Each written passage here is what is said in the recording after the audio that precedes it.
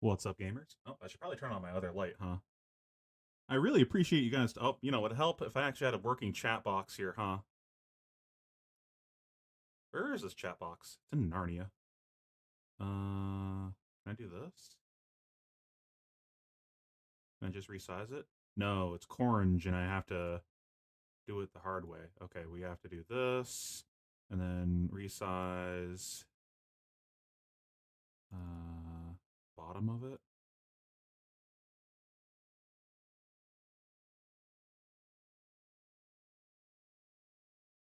We have the technology.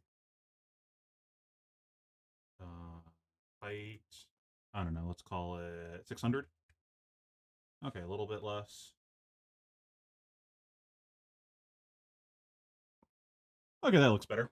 Hey guys, I appreciate you guys saying something during the starting stream thing too, because no one has said anything during starting stream yet, and I did not know if the chat box actually physically worked for that, so I greatly appreciate that. Now let's get my secondary lights on.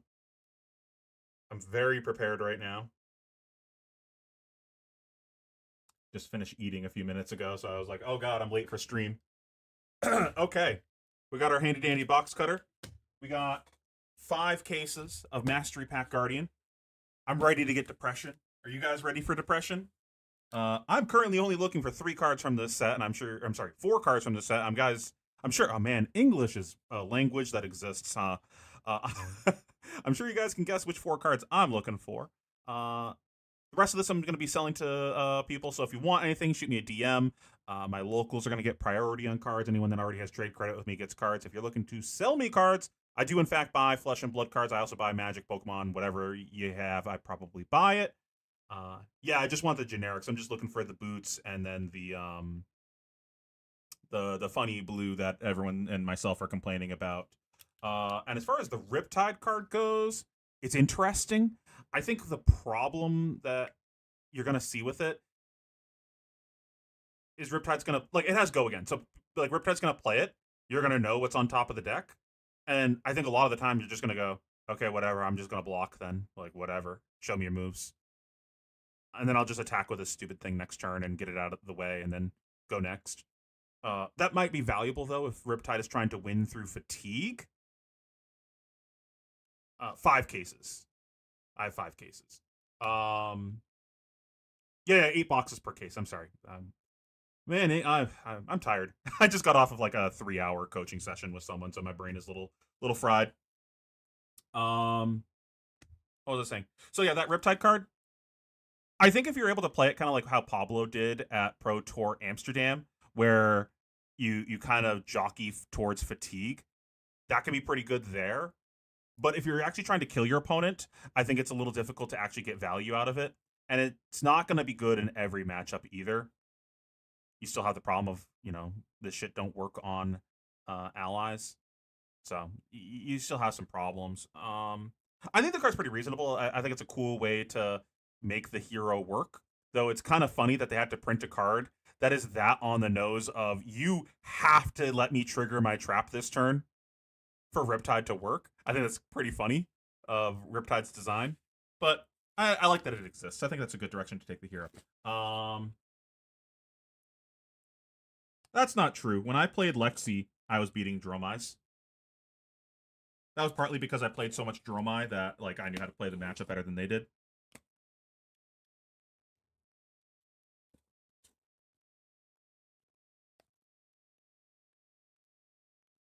I heard cases are more than 4 boxes. Is that true? Yeah. So they're small boxes. These are kind of like Pokemon boxes. If you've ever seen Japanese Pokemon boxes, but it ends up being basically the same thing because you get 8 boxes per case instead of 4, but you get half as many packs per box. So it ends up being the same thing. Like 2 of these equals 1 normal box of Flesh and Blood. The real difference is that you get 1 rare per pack instead of 2, but the number of packs hasn't changed, and you're not guaranteed a foil in every pack. So the prices of like random chaff rares and foils is probably going to be more this set.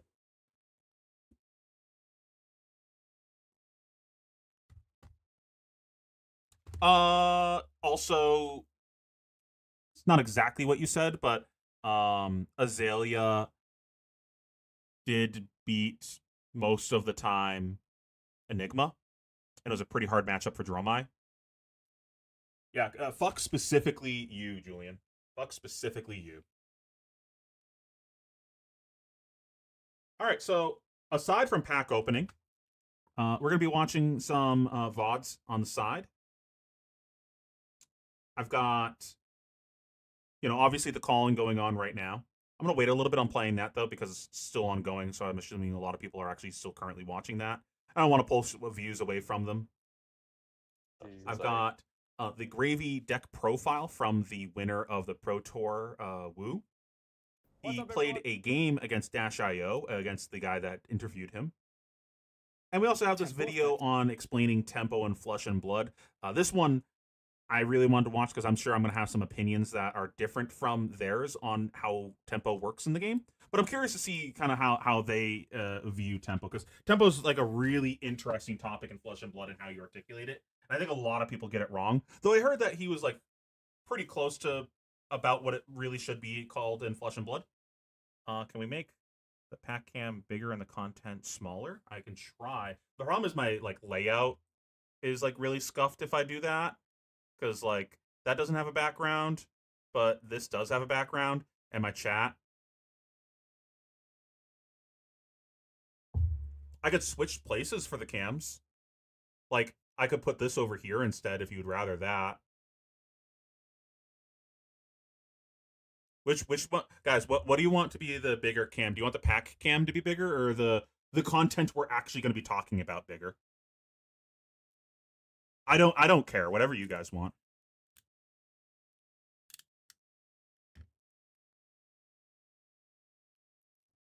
Big cards, small people. There's a joke somewhere in there. This is a weird box.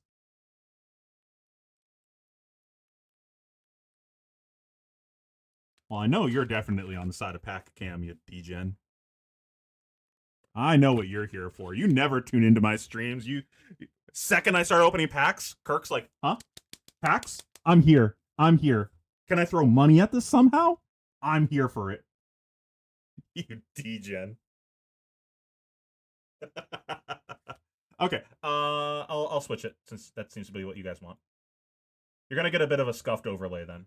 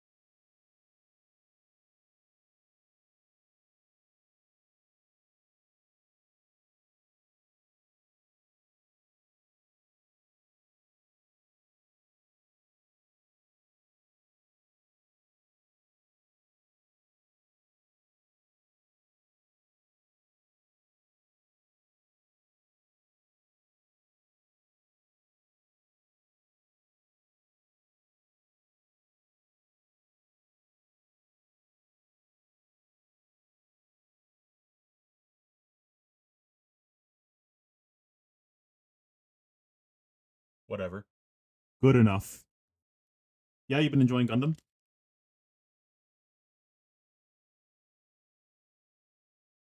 Okay. Let's go ahead. I personally really want to watch this. I watched like half of this, as you can see, and I did not retain any of the information, so I'm just going to restart it anyways.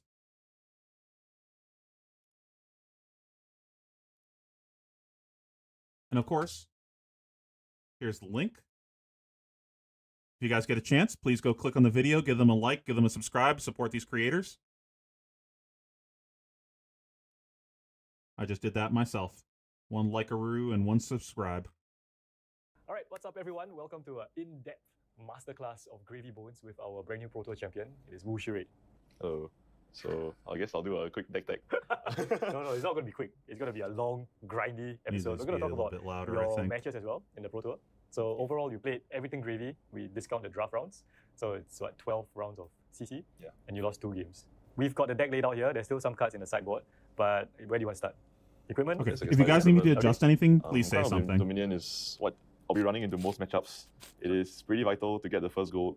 I should probably not have the mic right in my face as I'm opening packs, because I can't a lot see of times shit. You need to see your tipples. Audio is pretty loud. Before your allies, so you can either Arsenal the tipple to get the train going. How's that? To get the goal Does going. that sound better? So Testing 1, 2, 3. In the other way around, you see allies first before your tipples, so you can get that. Testing 1, 2, 3. Which audio do you like better? Do you like it better now, or do you want me to lower even more? You can actually draw it towards the tipple, and you can use the 1 remaining float to play the tipple and discard an ally as well. You said tipple so many times. The tipple is kind of the lifeblood of the deck. Crown of Dominion is what I'll be running into most matchups. It you want me to lower it vital more? To get the first goal, to start things off. I mean, a lot of times you need to see your tipples. Okay, I lowered it a little bit more. So you can either Arsenal the tipple to get the train going, to get the goal going. So this helps if you see them. Okay, let's go through some packs first, just so before we get into a flow, because I can't pay attention to the video until I get into a flow. So we've got commons up front. It's 9 commons. And we got a rare, an equipment, an art card, and then a token. And then I think I'm just going to do this for my sorting. I think that makes sense. And then we'll do like somewhere over here rares when we hit the, where was the rare? Oh, it was rare then equipment. Okay, so we need like a few more piles. We'll do like that. Art cards in my flesh and blood?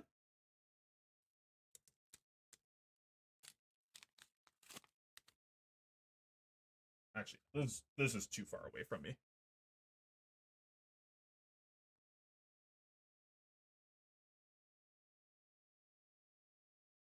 Let me see. I'm just going to adjust my secondary light and see if I can get rid of that glare. Okay, that's probably better.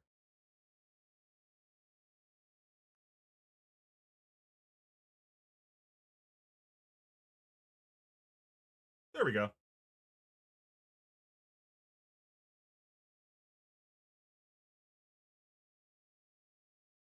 Yeah, I don't know how I feel about this. Of the rare situation, but it be what it be. Okay, so he was talking about tipple with Crown of Dominion. In the other way around, you see allies first before your tipple, so you can get that one-time bailout. Or you can also draw you, let's say if you know your top card is a tipple, you can actually draw it towards a tipple, and you can use the 1 remaining float to play the tipple and discard an ally as well. You said tipple so many times. The tipple is kind of the lifeblood of the deck. Alright, so most of the matchups you're running Crown Dominion. Yeah. Okay. So Balance of Justice comes into matchups like, Dio or the Mirror, where they draw 2 cards very often. Syndra as well, and Katsu. 2 to 5 Majestics? That's good box. That was a good start. And a Majestic?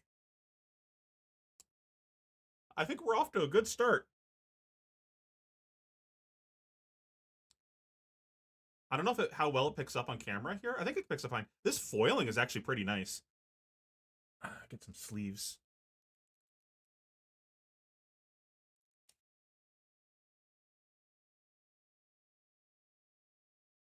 Nice. Can anyone tell me how much this is? I guess we can, no, I don't want a second monitor. Waste time. So the 2 block. Yeah, it's the, block break. It's the ley line of the old ones. It's the seismic library. points, and drawing a card when they either do their Ancestral Empowerment or Spark of Genius turns, or they crack their gold. They went back to making these. Does anyone like these? Other than like going to the world premiere and people being like, "Oh my god, I got a shiny thing, of course I'm happy." I haven't seen anyone like actually excited about these. You like them? Do you like them, or are you obliged to get them because you have to get everything that exists in the game? It's very useful to just like even the scales. And Dead Threats is the only chest equipment because it's just one block that is a tunic every time you put a. Yeah. Oh, I didn't realize that they did alt arts in the set. Like this Macho Grande is different art. I like this art. You feel airline it's really good. Yep. You can use it's an instant as well, so you can use it on opponent's turn. So to use things like quick dodge flexes and AB. Gold is how Gravy Bones like gets everything done. So being able to generate basically like I guess an unlimited amount of it is pretty good. And having 9 tipples also means you can get a free gold beta hook, a risk-free gold beta hook activation once a while. Okay. Mage Master Boots is typically Josh. what I run, since it enables you to get the. Josh, it's almost like you knew exactly what time it was starting. You even said, "I'll be there." That was you, right, in the Patreon chat? Oh, $109 dues? And quick dodge flexes, I run into matchups like Syndra, Dio, Katsu. So the aggressive matchups where you have to block a lot, and it can actually turn your no block allies into essentially 4 block. Yeah. I also run into Slippy. I think I mentioned before because of snag. Can use snag and quick dodge flexes in conjunction? Is that a word? Conjunction. In conjunction to completely block out bonds. 2 rares. Yeah. Right. Because the bonds are still bonds, 1. Yeah, bonds still will be 1. Yeah. So it's quite important. And you also can activate it after using Fly in the Water to discard an ally with the Dead Threats to just get a free ticket. Right. Oh wow. Okay. Or you can also snag Gravy, discard a card, and then quick dodge it. So there's many good uses to Yeah, I love quick dodgers in the deck. I chose my 3 AB because I expected some Kanos to be the headpiece, the gloves, and the boots, I think. So he chose no chest. That makes sense. That's what most people are doing. I'm curious to see if he talks about his AB for the other matchups, because I think the AB3 doesn't tell the whole story, because you don't play AB3 in most of the wizards, I feel like. Like, I'm a partial to AB1 or AB2 versus Verdance, so I'm hoping he talks about his decisions there. I mean, the entire sideboard exists in the description here, but I'm curious to see what he says. Is actually quite reliant on Dead Threats free resource, especially in the arcane matchup. Dead Threats can sometimes tap for free resource after your opponent has killed an ally. Since after the allies die, they actually enter face up before they get turned face down. So Dead Threats can be active. Are they different on the back? Okay. Particularly helpful for matchups like Verdance if they go Scarf or Scout like your ally and then go into some. Are these the only 2 tokens? Is this the only token in the set?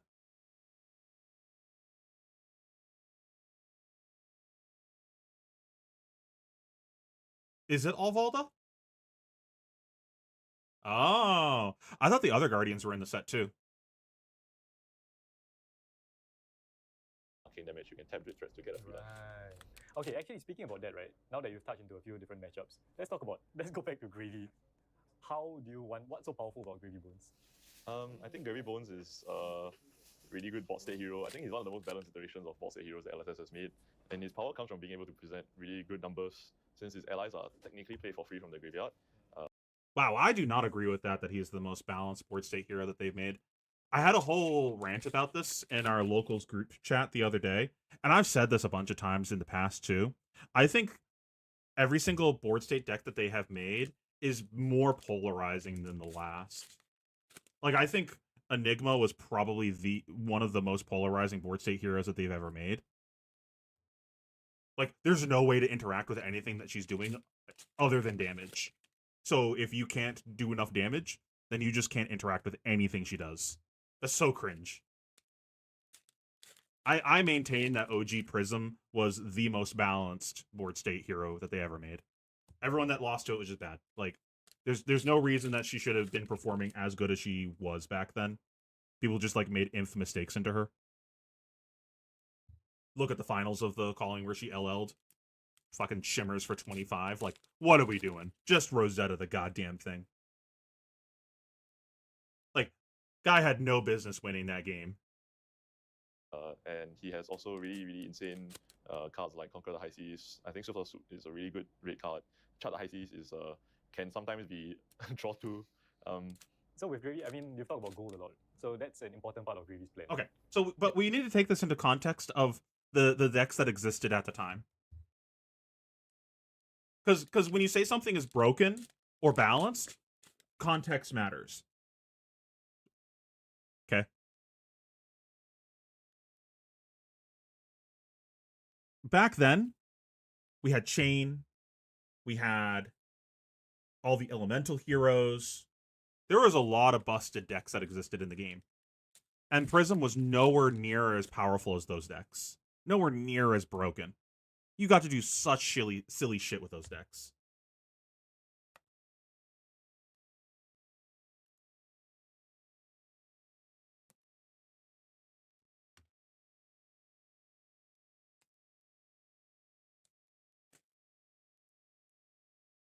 What do you disagree with, Julian?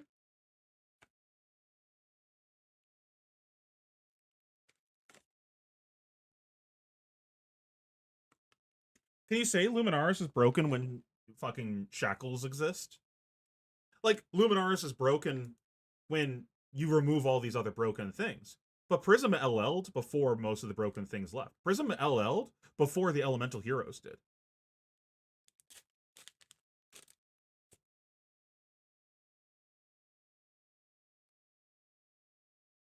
If we compare the design of Luminaris to the things that followed it, like after Tales, then yeah, it's broken. But we're not talking about the reality of that. We're talking about the reality that Prism exists with these broken things.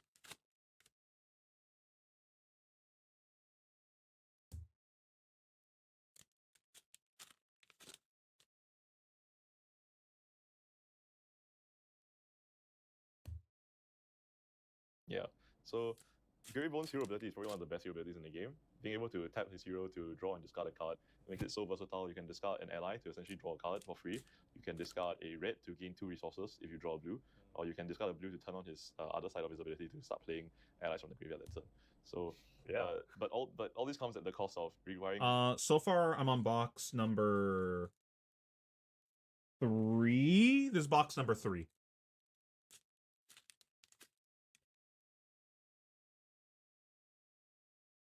Box number 1 was Leyline, Fearless, Break, and then box number 2 was like this, and then box number 3 was like this so far. Can I keep a foil count? You can keep a foil count, and I'll tell you when I get a foil. I have a pile of foils, but I ain't keeping count. That's chat's job, not mine.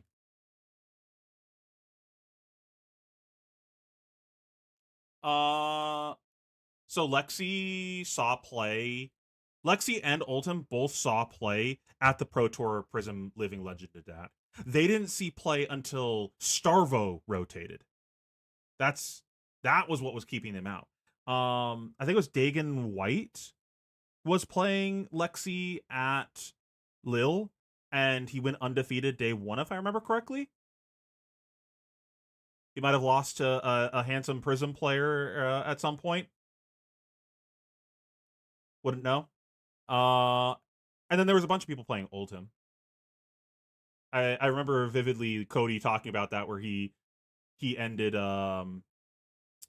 actually, I guess not that vividly. I can't remember the person. It was either Hamilton or Fang, and he knocked them out because they were playing Ultim, and Cody was one of the only Prisms in their bracket that he could have faced, and he knocked them out. So for your foil count, you can keep track after this. I'm at, if you include the art card, I'm at 9. You to sacrifice a gold token. Yeah. So and gold itself is also just really strong in a deck with this many blues. It means you can just usually crack the gold and draw typically another blue to just gain a free resource. Also dig you deeper. The more cards you draw, the more likely you are to see your power cards. So having this versatility to just draw a bunch of your deck in one turn makes it so you will see your cards like Conquer the High Seas, your Sawbones. Yeah, like you find the more- power cards faster. Yeah. Speaking of, Grady doesn't have a weapon, you have Compass. So what everyone is saying, Foil? like, wow, the best players know when to use the Compass. What's your opinion of it? I think you should try use compass if it will affect your decisions. For example, if your turn has to start with charter high seas and you have no other option but to charter high seas, and you have no other way of manipulating the top deck, so you have no blue to pitch your gold, for example, or you have no gold, then it wouldn't be a very good compass because you're gonna do it anyway. There's no point. Yeah. So I would compass if there is maybe a decision point. For example, maybe you will be playing out the swell first instead That's of box taking the 3. high seas, or if there will be a decision point to be made, like if you could draw, or if you knew the top guy is a blue, you would, for example, keep the swell instead of blocking with the swell that turn. So Yeah, that's when I typically would what I do usually with my compass. I try and save the compass to the last potential moment, because sometimes in a turn you do I draw. like go into my opponent's turn when they make their first game action, and I ask myself, when would I compass during my turn, irregardless of what my opponent is doing, and then I try to figure out what cards in my hand care about the top of my deck. And typically it breaks down to the really easy, do I have a card that cares specifically about the top of my deck? If yes, am I always playing that card no matter what? If so, then it doesn't matter. I should just not look yet and play that card. If I have a way to change the top of my deck, though, like I have a chart plus a tipple, maybe I look at the top to see if the chart would hit. And then if I don't hit, then I use the tipple to get that card out of the way. And then I play the chart afterwards. Got another foil. Best of Iron Grip is a good card. Which one's that? This one? The block card? Is this the block card where they discard a card? Yeah, that card's sick. Something that will get better if you have a compass like a blue sword as well. Right. Yeah. Okay, very cool. That's a good insight into the hero. Let's talk about some of the key cards, maybe the stuff that's always in the deck. So obviously these 9 allies are probably Gravy's best friends. Yep. Charm, always good. I mean, he basically gains you 6 life. Swinging for 4 for free every turn is also very strong. It means that your Evastis basically become 4 extra damage. Your gold, you can also just use a gold drum to put them in their place. Attack him for 4. And Rigor Mortis, just a really cheap ally. And it also swings for 6, essentially just a 2 resource for 6 that also has 1 life. Got a extended art foil blinding the old ones. That's pretty cool. How much is this?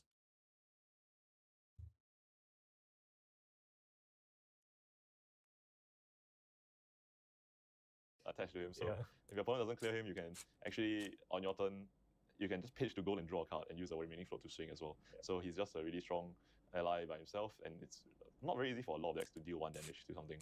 Even with the rise of like Syndra and Ira, you still think it's worth playing? Even Syndra can't really very efficiently deal 1 damage to the usually they play a lot of hit jabs. True. Unless they're playing the blue version, but I'm also pretty okay if they center dagger into him. I mean, he still gained you 7 got a value. foil break if stature. They send something into him. And a solid ground. Slightly more expensive Rigor Mortis, but I mean, so much better. He has 2 HP instead. He can tap himself to save your ally. He can tap himself to save you sometimes. And upgraded Rigor. Well worth the 1 extra resource. All right, and then you have 1 back alley break line. Yeah, so I think many decks are running another 2 foil. I was on 2 before, but I had to find some space to add in my my Swiss also to my CNC, and I think 1 is a good spot. I like having 2 because it means that you are able to use Call to the Grave early to find back alley break line and still know that you have another copy in your deck. Yeah, I keep going back and forth between 1 and 2. I think it's a great card. Back alleys. You can pitch your Charter High. Got a cold foil sunk water pincers. So fair enough. Yeah, and sometimes it attacks for 3. I guess I've done it a few times. Really? It is okay to clear in the mirror to clear another sword. I see. You know, ironically, I was talking about this the other day for deck building. I'm actually debating on if Call is good enough to play in the deck. That's where I'm at. I actually don't think Call is even that crazy. I think people overvalue how good Call is. In a perfect game, in an ideal world, you actually just never cast Call of the Grave. Like, that card just never hits the combat chain. It is just a blue. Because I could play Call of the Grave, or I could have just already had an ally in my graveyard that I wanted to play. So then what was the point of me playing the Call? Right? Like, it just... I just don't actually need to do this thing. I could have just done this anyways. I think the reason that it stays in the deck is because its versatility. that it's if I don't have an ally, it is an ally for me to play my turn. If I need an action point, it's an action point. If I need 3 life, it's a red sigil at blue. It's just so incredibly versatile that you just kind of have to play it.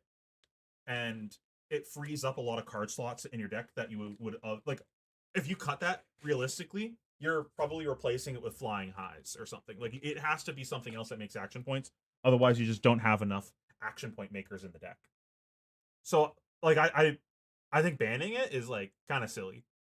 Also, it's in the armory deck. I don't think they really want to ban chase card from an armory deck. That's kind of silly. That's just like, hey, you should get into the game, but you should know that you can't play all the cards in the new player product you just bought. That's a bad look. They already had a bad look once with Aurora getting LL'd instantly. I don't think it's Tipple. I think if you ban Tipple, Cody put it pretty well in the podcast where he was talking about how that's like kind of a design mistake if you end up having to hit Tipple. Like this hero functions because Tipple exists. If you outright ban the card, you're just saying Gravy Bones is banned. Like you just can't play this deck anymore.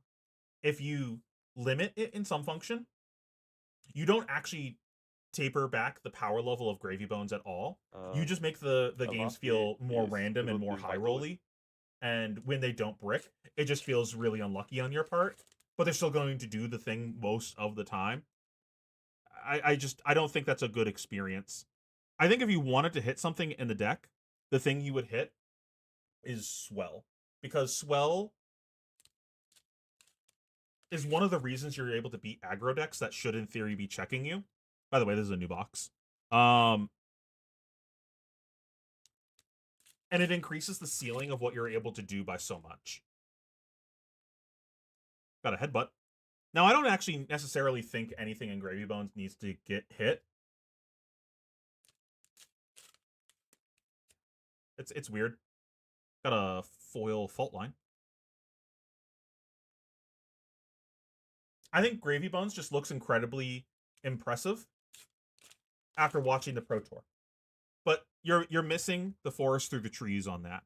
If you watched National Season, Gravy Bones did not look very impressive. The deck is very powerful in the hands of an incredibly skilled player, but it requires such a high skill level for perfect execution that it really balances how good the deck actually can be. This is just all Valda tokens. Orange. Gotta leave a dent.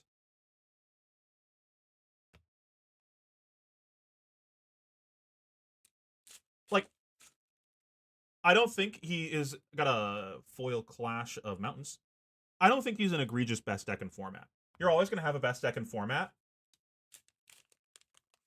So, like, complaining every time a best deck is best deck is kind of silly. I think the time to complain is when it is the... Honestly, I don't even have a problem when it's a one-deck format. Gotta put them in their place. The problem is when the games are bad. If the games are bad, then I think you have a problem. Got an extended art annexation of all things known. That's a really pretty foil. I like how the wings look. Did they do like a new foiling process? This feels like not how they typically foil cards.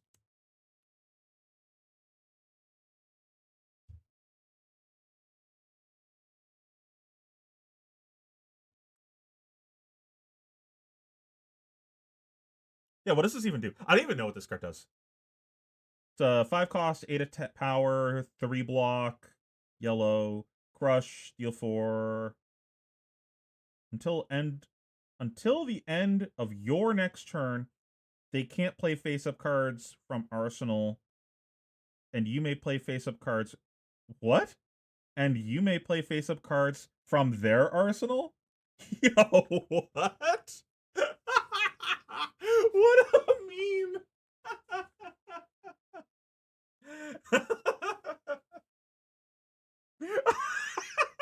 Imagine you play against an Azalea and Azalea into Red in the Ledger, and you're like, whoa, you can't play that because you hit them with this and they forgot, and then you play their Red in the Ledger.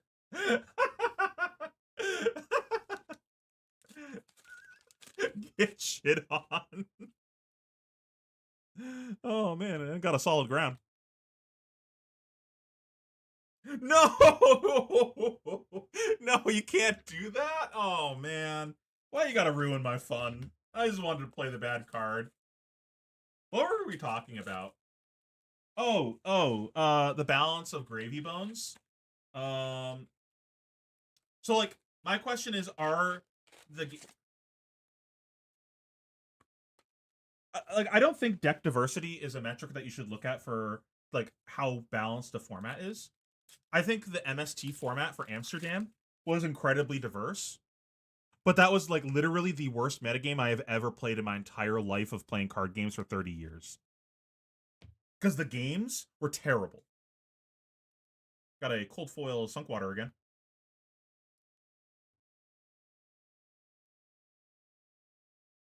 So my question is, are the games right now fine? And I think the gameplay itself right now is perfectly fine. I don't think like the games are bad. There's a lot of back and forth. Players have a lot of agency over the game. I think the games can get a little boring though when all you're trying to do is fatigue the gravy. But that's a decision you made when you sat down to fatigue the gravy, or bring a deck where your only game plan is fatigue the gravy. Like you made that decision to do that. You got a daily grind. I think that's the first daily grind so far. I think this card's pretty good.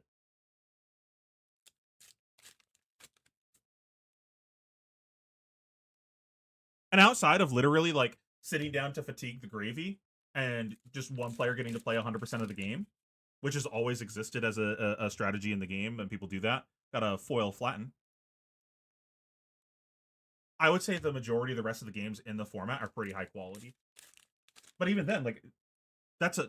Like, if when you're playing the game with the gravy, I don't think that's a not quality game. I think those are pretty quality games. There's a lot of decisions being made. I just want Fab to feel fun to me again. Not sure if that's me, the game, or both. Ooh, got another one of the ley line. And a Clash of Bravado.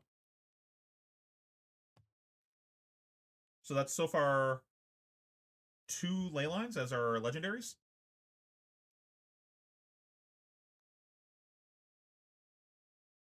When did you have fun with Fab? That's my question. Did you... And how do you define your fun? I gotta grind them down, Foil. How do you define fun for you in Fab? Because, like, I know I had fun in Fab when I was playing a deck that was really complicated and required a lot of macro game plans. And games came down to me trying to eke out small advantages over my opponent and out matchup knowledge them. And it felt like we moved a little away from that for a while, so I started having less fun. Got a Captain of the Guard.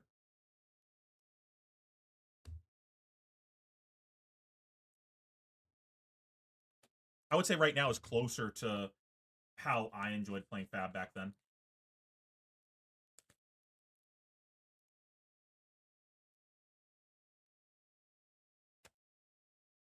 I would agree that pre-high seas was a fun metagame as well.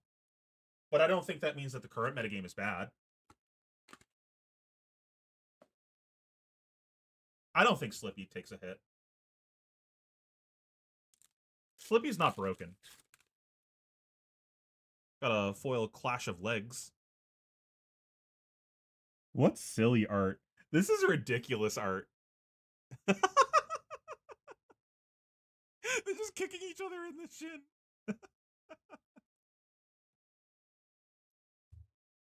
A lot of the art in this set kind of goes hard. It's pretty goofy. Hey, we're doing a terrible job watching this video. Probably started getting ick around MST. Okay, but did you answer my question before? You didn't answer my question. Explain what fun in Fab is to you. Got a seismic shelter.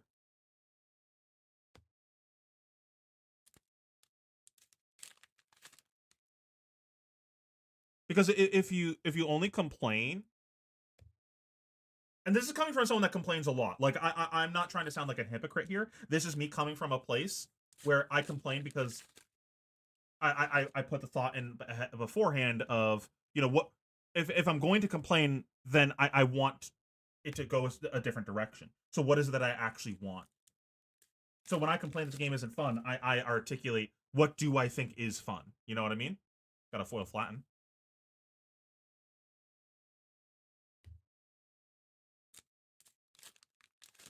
What card's a limited card? Got a break stature.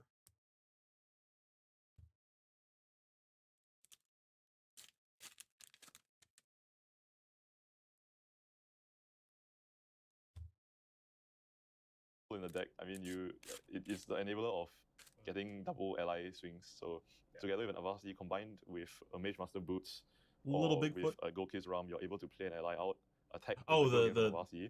Are you talking about the legs Gold Case card? Ram or the Mage Master Boots to play another ally and swing for the full value. Yeah, that's so good. Yeah, that's one of the best turns Gravy Bones has. Loot the Hold is just great. Disruption tool, especially good after something like Conquer the High Seas. It's disgusting. Yeah, since Conquer the High Seas attacks for 8 go again, and your opponent's really incentivized to block it. Yeah. Typically, they will give 3 cards if they have no Crown of Providence or equipment. And after that, you can just play a Loot the Hold, which activates your ability. You can play another Leave It Then. or Sawbones if you have this kind of ally that turn, with the remaining 2 floats from Conqueror. And when you attack with it, typically, if your opponent only has 1 card left, he has to use it to block. If he has 2 cards left, he has to consider taking the 6 or giving you 2 cards. Box number 8. When you have an ally out and your opponent has a very small hand, it's quite hard for them to clear. And you're always happy when something survives. Yeah, pretty disgusting card. And Conquer the High Seas, I mean, what more can you ask for? Yep. It's a 8 go again that costs 4. No, I haven't played any Crack Shuffle play yet, and I'm honestly really not that interested. I am not a Guardian enjoyer, and I don't enjoy Limited in Flesh and Blood. So, I feel no desire to really play that. And I am having fun playing Gravy Bones. And if I have more time to play Fab, which I don't, it would probably be exploring Living Legend. So I just rather do something else, you know. I had fun when I could lose and identify why and where I lost. I'm not a great player, but I can still see mistakes I make. But lately, I pick up decks and feel like I sit across the table from certain heroes. My chances. I do not feel like that is a issue with current game design, though. I think that's a you issue. And I would be more than happy to sit with you some point. You know, I love to teach, Kirk. If you ever want to sit down and do some exploring and I can help you understand some of these things, I am more than happy to do that with you. But I think the not seeing where you're making mistakes thing, that is not something that has changed in the game and any game design. That is still a thing that exists in the game. You say that, but I feel like that is also not changed. Like, we've always had very polarizing matchups in the game. Look at illusionists throughout the history of Flesh and Blood. Illusionist defines polarizing. Wizards define polarizing. This is nothing new. Brother, you play Azalea. Like, you're going to talk about polarized matchups? You're playing the deck that, like, is incredibly polarizing. Also, it's hard, like, you have been playing Azalea for so long, it's very hard to see when you're making mistakes with Azalea, if that is the deck in question. Got a foil Hostile Encroachment. It's very hard to, like, pinpoint mistakes with Azalea, because you kind of just play your hand every turn. That's just, like, the nature of the deck. You just fucking play your pumps, play your arrow, go, go, go. You're not, like, really making meaningful decisions on a turn-to-turn basis. I say this as an Azalea player. Like, I love Azalea, but, like, you don't really have that much agency over the game. It's, which arrow do I want to play? Do I block with the extra arrow? Or do I hold it on the off chance Death Dealer draws me a pump because I won't get an... Like, you don't have, like, that many big decisions in the deck. Got a Seismic Shelter.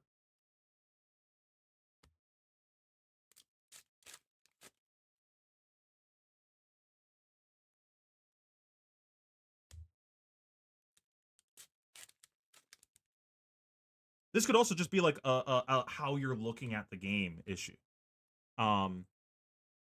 If you watch any of the other streams that I've done recently with Gravy, I go through how I'm thinking about the games and how I'm thinking about learning and how I'm thinking about mistakes and identifying them and going through all the decisions during games. Like, that has not gone away.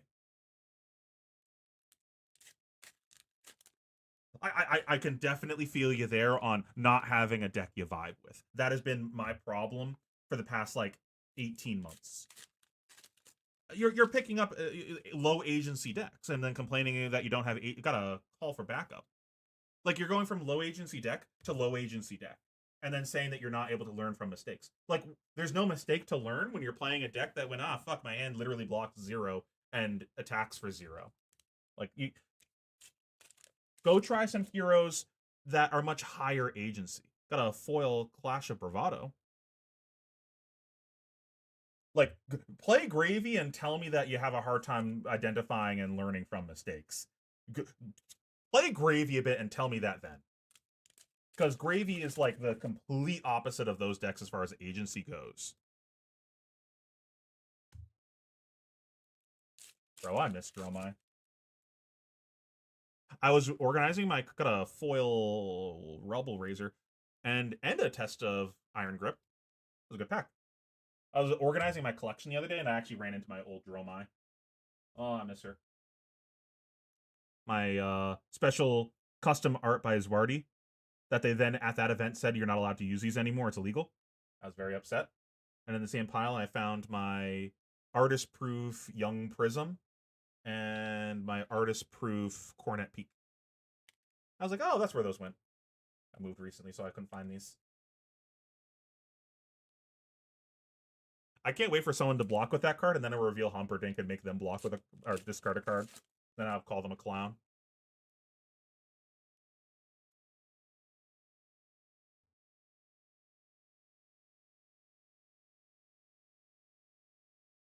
As someone who says they hate Ranger on the regular, but I've been messing with Marlin, and the deck isn't top tier, but it's a ton of fun to play. Yeah, she looks really fun to play. I'm really looking forward to. So the Gravy Bones allies have an attack value when you reveal them to clash, but you cannot clash with an ally. There's no attacking hero to clash with when an ally is attacking, but they do have an attack value when revealed to a clash. The dragons do not have an attack value when revealed to a clash, or the angels. Those are flip cards, so the front side of the card has no attack value.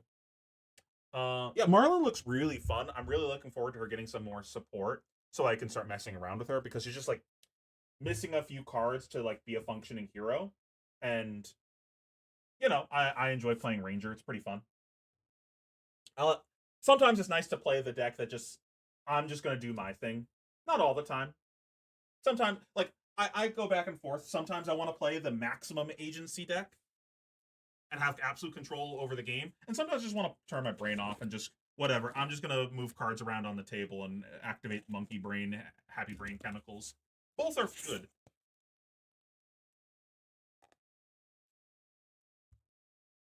All right, starting our next case.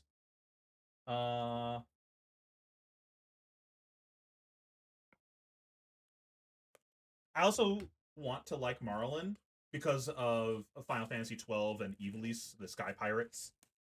I would love to get a ultra of her that's Balthier. I was literally talking about Balthier earlier today, how I really wish that there was a Balthier or FF16 Sid in Final Fantasy 14, just a really charismatic character when they just walk on screen and say, look at me, I am the main character now. There's no character like that in 14. Not that there needs to be, but man, who doesn't like Balthier and Sid?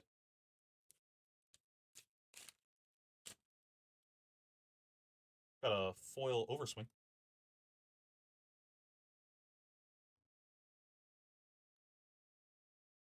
The mechanic of draw, load, turn gold into an arrow is pretty cool. Yeah, I agree.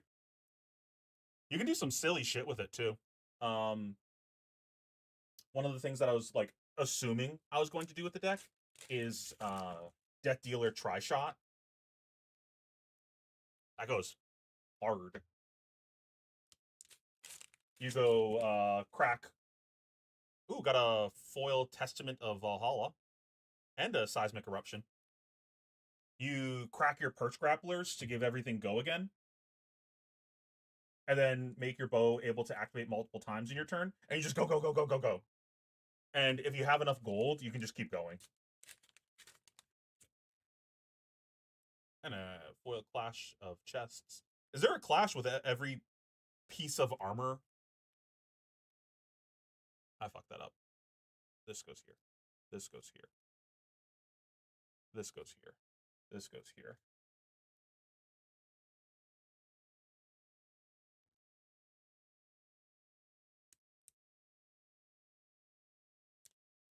Played it for a month and was not enjoying it. Rippy is the. Were you saying that you played Marlin for a month?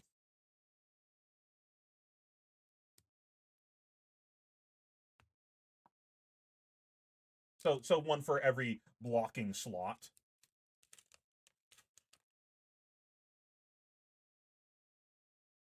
Oh, we got a double legendary. We got a cold foil Base of the Mountains. Nice. Chat, how much is this? And is this the highest rarity, or does this have a third rarity? Yeah, it's tough. Marlin just doesn't have the card pool to support her. But also, it's another, I'm just going to play my game kind of deck that's kind of low agency. I really would recommend, if what you enjoy is learning from your mistakes, go play a class that has more agency over what they do on a turn-to-turn basis. Got a foil geyser. What would be a good hero to play for that?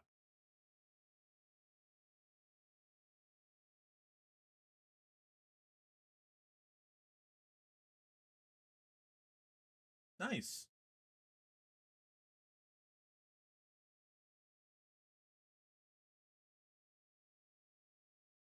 So obviously Gravy Bone's incredibly high agency.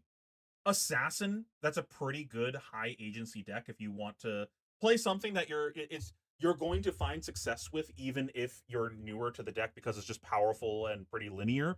But there's a lot of modality to how you play the game, and you have a lot of agency over your turns and your decisions. Assassin's really good for that. Warrior typically is also Florian, Verdance. There's other ones too that I'm just not mentioning. Just they're not like strong right now, so I'm not going to point them out. Kasai's very high agency. Victor can be. It's weird with Guardian. It's like you have the agency to look at your cards and go, yeah, they all kind of suck ass. I'm just going to block with them. Like, yeah, the agency is like kind of fake with Guardian sometimes. I would say Dash, out of the linear aggro decks that just says I'm going to do my thing and ignore what you're doing, is probably the highest agency out of all of them, because there's so many micro decisions that you're making on a turn to turn basis, and you do get to go look back and go, what choices could I have made differently and would have warped the outcome of the game. Vincent to some extent.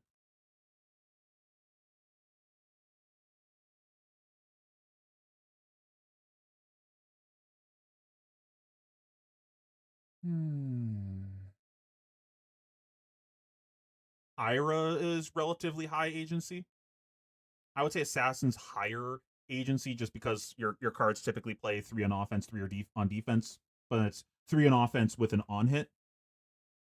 Ira doesn't always have that luxury. Yeah, if you just want to have more agency and more opportunities to learn from your mistakes, I strongly recommend either Arachne, Verdance Florian, or Kasai. I think you would enjoy that. If that is truly the thing that you're missing from the game and you want more of that, like Kasai is a fucking tastic example of a deck like that, because Kasai is all about mastering the deck and learning game plans, and it's what I enjoy from the game, of saying I'm gonna sit down and say I know more about this matchup than you do, and like in order to do that you had to make infinite mistakes to get there, right, and learn from all of them.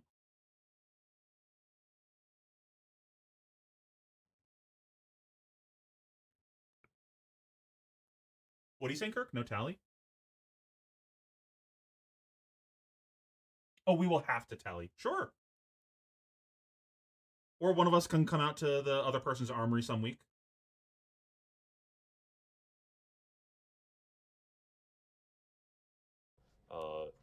that has a crazy on hit that does everything you want. You want to destroy the arsenal, you want to gain gold, and Got another test. Yeah, these are more. These Bro, are this interesting. box So is 2 crazy. Sloops, water sloops, and 2 sea. This box was a 2 test, sunken treasures a as well. cold foil So all base, these and a three I testament. think Sunken Treasure as a 2 of most decks I see the Pro Tour actually were running 3. I guess they were expecting the mirror a lot more, but I feel like 3 Sunken Treasure is a bit bricky since I do draw off the gold quite often to finish my turn or something. So drawing into Sunken Treasure is complete brick. You can I guess you can pitch it to another goal, but that will eat another goal. Right. Yeah, and You can't arsenal it. yeah, you can't arsenal this, and in some matchups it's Imagine. just block 3 make a goal, which is still pretty okay. Swiftwater Sloop. Yeah, I'm also going back and forth on the Sunken Treasures on whether or not I like 2 or 3. My current thinking with it is I actually like less Sunken Treasures in the deck in general, like in a vacuum. But in the list that I'm playing right now, where I don't have the Royal Hat, just having more cards in the deck that can make gold is kind of nice. Just to make sure my engine gets online. So I've been liking 3 in the list that I'm running, but I could definitely see shaving that down, especially in his version of the deck. I think in this meta is pretty good. Next box. Since you have to raise down some matchups. Like you can't let Syndra keep getting free value from Gotta break the stature. mask every turn. You have to present some threats to face and try and kill her. And Auxilio especially, you can't just keep letting him do whatever he wants. Right. Fair enough. Yeah, so also is very good. Also very good in the mirror since it just kills Charm by. So is he saying that he plays Sloop against Syndra?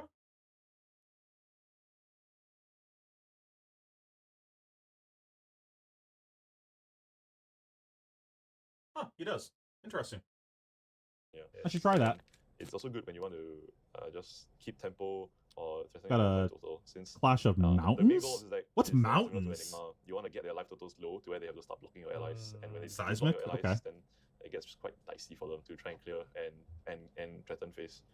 Sea Lakes, it's a block 3 buffer that's yellow. It enables the tipples. It makes Maybe one day I can get lucky and open one of the fancy, great card. really, really rare cold foils. I've opened enough total packs that should have happened by now. Got a foil call for backup. This card is insane. I'm gonna leave the dent. I think it's all around just a great card. So why just 2 then? Call for backup is gonna go so hard in LL and Chain if Chain is ever a real deck again, because you can get a blood deck card with this into banish and a blood deck card on top of your deck for shackles. This card is insane.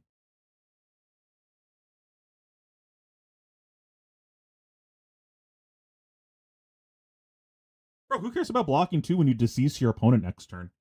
Your deck does like 50 damage. Like, who cares? 3 Sea Lakes is... It's block 2 to Pot of Greed. It's worth 3 cards. It's just literally Pot of Greed. A little bit bricky. I mean, it's not the best Arsenal card, and I think Foil Rebel Razor. I think the person testing that with me was Chu Heng.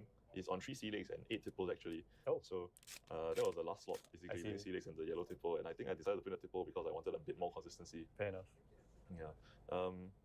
Okay, and then we have these standard blues. So does he not actually explain why he decided to play 2 sea legs? Like that actual decision? Did I miss something?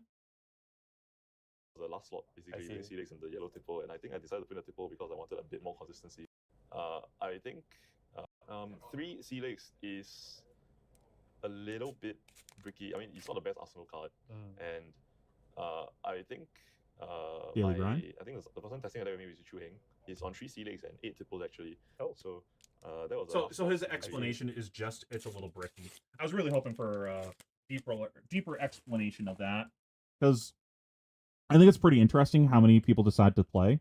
My current thinking with it is it's a question of how many gold kisses are you actually trying to generate in a game in the different matchups. Macho Grande foil.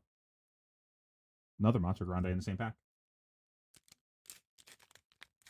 Like, how I've been viewing it is in the matchups that aren't trying to fatigue me, I'm typically trying to generate like maybe 1 gold kiss, like 0 to 1 a game. But against that are trying to fatigue me, I want to generate probably a minimum of 2 during that game. So by playing more gold kisses in the deck, that's not actually necessarily beneficial to me. It could be kind of bricky. Like if I'm only ever trying to use the effect of gold kiss rum twice a game, then adding more to the deck isn't actually good for me.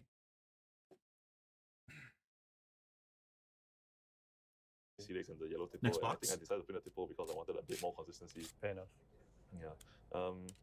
Okay, and then we have this. Ooh, got a foil standard fearless. Blues Rebel Call to the Green. And Also visit using the for 3. Anvilheim. Somehow, It's it also basically goes for 3. There's been a lot of packs so far where the foil majestic or whatever happen to also coincide with another majestic. How much is foil fearless? That's probably expensive, right? I'd guess like 50.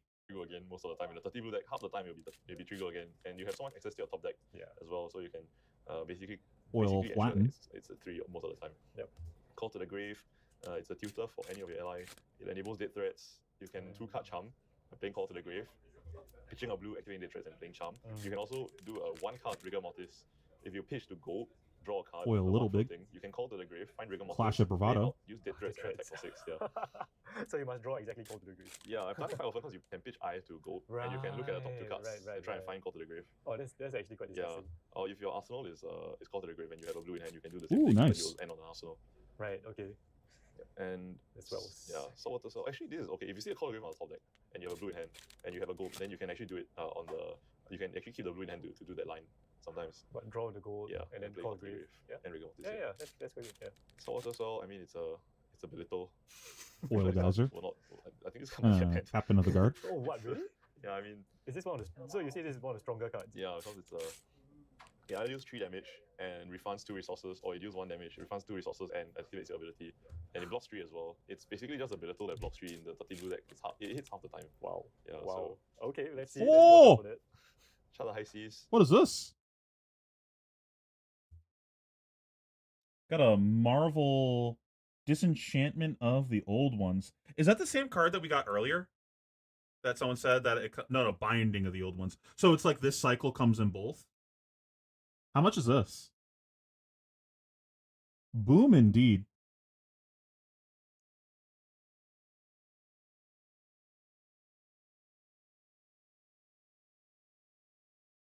That's sick art. I will never cast this card, but that's sick.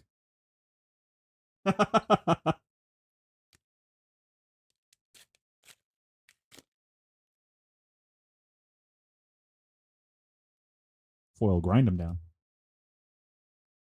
40? Like $40? So this is less than Fearless? That's hilarious.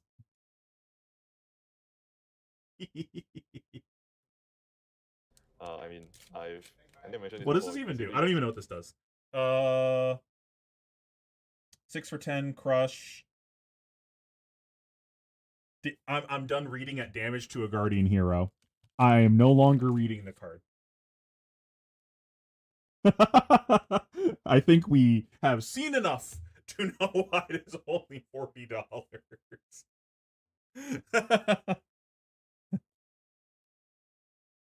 Rewind just a smidge. And it blocks 3 as well. It's basically just. Man, what a shitty cycle of cards to choose as your Marvels. This feels like the amulets from Rosetta, where it's just like, who is this for? No one plays these cards. It's like the couple of Cilia ones. Okay, that's reasonable. None of these cards are good. Like, what are we doing?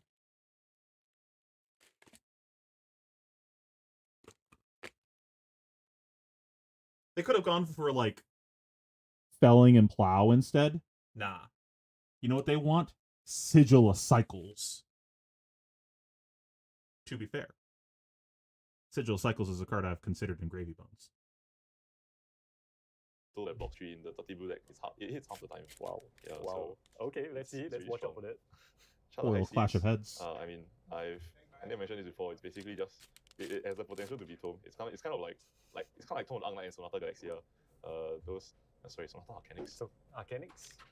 Which one, the tutor or the... Arcanics, the tutor, the one where you looked at the one where you looked at trophy cards over there. It's something like that. Yeah. Test of where you Iron want Grip. a blue and a yellow. Yeah. But if you hit exactly a blue and ally, you essentially just do 2 cards by playing 1 card, and you activated your hero ability as well. Foil yeah. Pretty Flatten. amazing, and it works with Practically Breakline. Oh, yeah. Yeah, So that's well, you did that. yeah. Okay, so then you talk about tipples. I can also see a back alley, Also, Dan. exchange is just another tipple. Okay. The Barkeep, Like it's a blue stacks that it. makes rum. You can see my topic games. The rum is very, very important.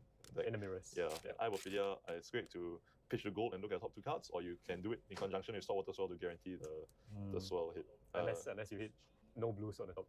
Man, that was like the main thing that made me not want to play Dash IO.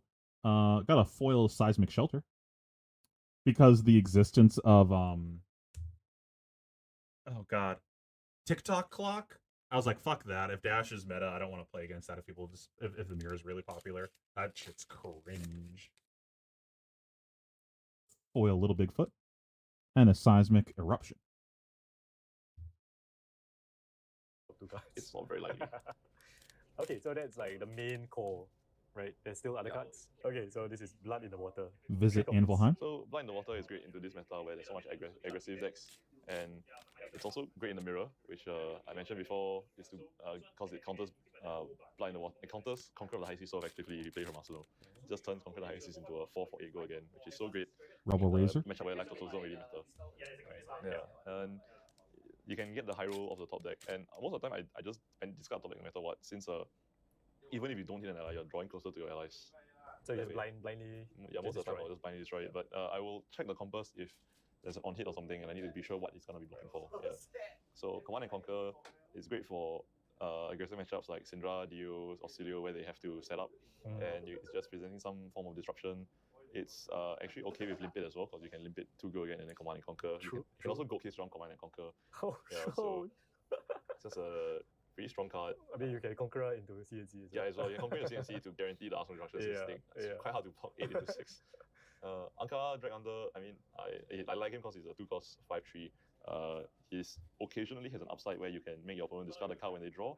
I would typically only use this when I'm ally flooded in my hand, since trading a card for an opponent's choice, it's not that strong, considering you want to use your allies for tipples or your own gravy ability anyway. Yeah. Diamond Amulet, it's great for Prism matchup since it counters ALS. Oh yeah. And it's just a very good way to just cheat an action point, a great turn 0 play. I mean, it's a blue with Watery Grave, which means you can activate stuff like Anka and Charm late game, Oh yeah. as well as just being a blue for like. Yeah. Okay. Since most of your go game is actually conditional. I mentioned before, Mage Master Boots requires a non-attack, so you can only Mage Master Boots an ally, basically. Realm requires you to tap your hero, whereas Diamond Amulet is you can do it from anywhere, from any time. Yep. And it also activates Watery Grave when you use it, since it goes to the graveyard instance phase. Well, draw a crowd. So you can use it to start your turn, or you Seismic can Eruption. do it something like after Conquer the High Seas, you can do Diamond Amulet and play an ally. So it's just super flexible. Humperdinck is he's a 6-cost 11/7. He's there for the fatigue matchups. Okay. He's just a big guy. It's not very easy for some decks to clear him either. Definitely. Yeah, Limpet is in the same. No, field. I don't think Diamond Amulet is very important to the deck. I'm not even playing it right now, to be honest. Got a cold foil Gauntlet of Boulder Hold. Regain my thought. Yeah, I don't think it's that important. It is a card that you can bring in versus fatigue of many. Pearl Amulet does the same thing. Playing another Whaler does the same thing. Like, it is one of many tech cards that you can bring in versus fatigue. I think its biggest reason to include in the deck is if you got a solid ground, is if you think Prism is going to be a big part of the meta, and you think it's important to have that so you can call to the grave for it at some point before Prism starts comboing off. Got a foil Rubble Razor. Just like, you put that in play, their Arclight sucks now.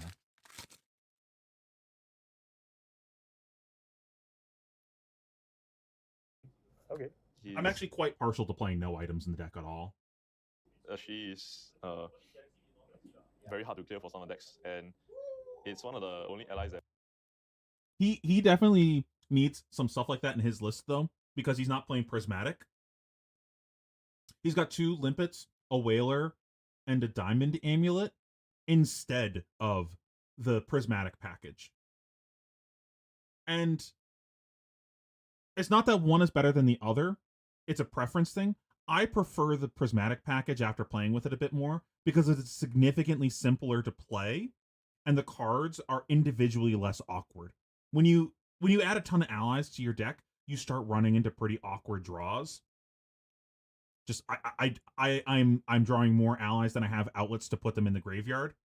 The Prismatic just kind of plays. It's another card you can put in Arsenal for playing your big hands. So it's a balancing act of different cards in your deck. That will get value every single turn, no matter what. Since it always has go again. So like let's say if you have 2 regular monsters on the board, they actually can't attack if you don't draw something like yeah. Avase or you have Realm. So Yeah. Limpic guarantees that she'll always be this annoying 2 damage every single turn. Put that 2 Flash damage him out in yeah. spoil. so it's just an Ashwing, and 2 Yeah. damage is actually very relevant. Yeah, yeah. And Sorby, I think he's a bit expensive, but he does come in for 7, which is a breakpoint for things like Cold-Weighted Hook or Loot the Hold. Oyston is just a very, very easy to play out person and is a 0-cost 3 attack. Good into some aggro matchups. He's a and very person. great to the mirror as well, since he kills basically every single ally that Gravy has Right. just by himself. And he's so low Heck, commitment. perfect. And your Is that our opponent's not first good one? killing him, he has Surely a not. Death trigger. And One snack. yeah, 1 snack. That's all you need for CP. I think if you bank like 1 Bonds of Agony, they pretty much lost the game. Right. So I must say very interesting choices of the quantities of allies you have. I assume it's mostly how you planned out the sideboarding for each matchup. I do like having the one Oyston in the list. I actually don't like Oyston that much as a card because it's just like not what I'm trying to do most of the time. It doesn't do enough damage to warrant playing it. But having the one is really nice as a Call to the Grave target for the aggro decks. I can read it in 1 second. I'm just opening up another box.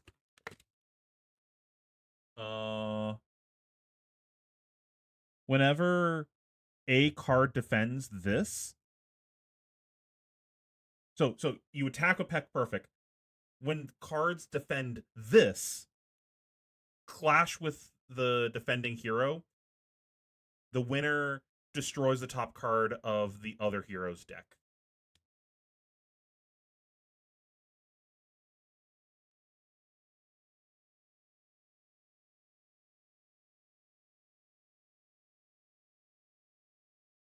No, we pulled one earlier. I think I just didn't say anything, like really early on. We might have just like popped off on a different card. We've got another one over here. This is like our 3rd one or something. Right. So I think I think allies in the sideboard should be 2. Obviously, it's essentially a 2-box. Foil deck. These are flatten. 2-box allies. Yeah. You can leave them in the graveyard for as long as you want and bring them out whenever you want.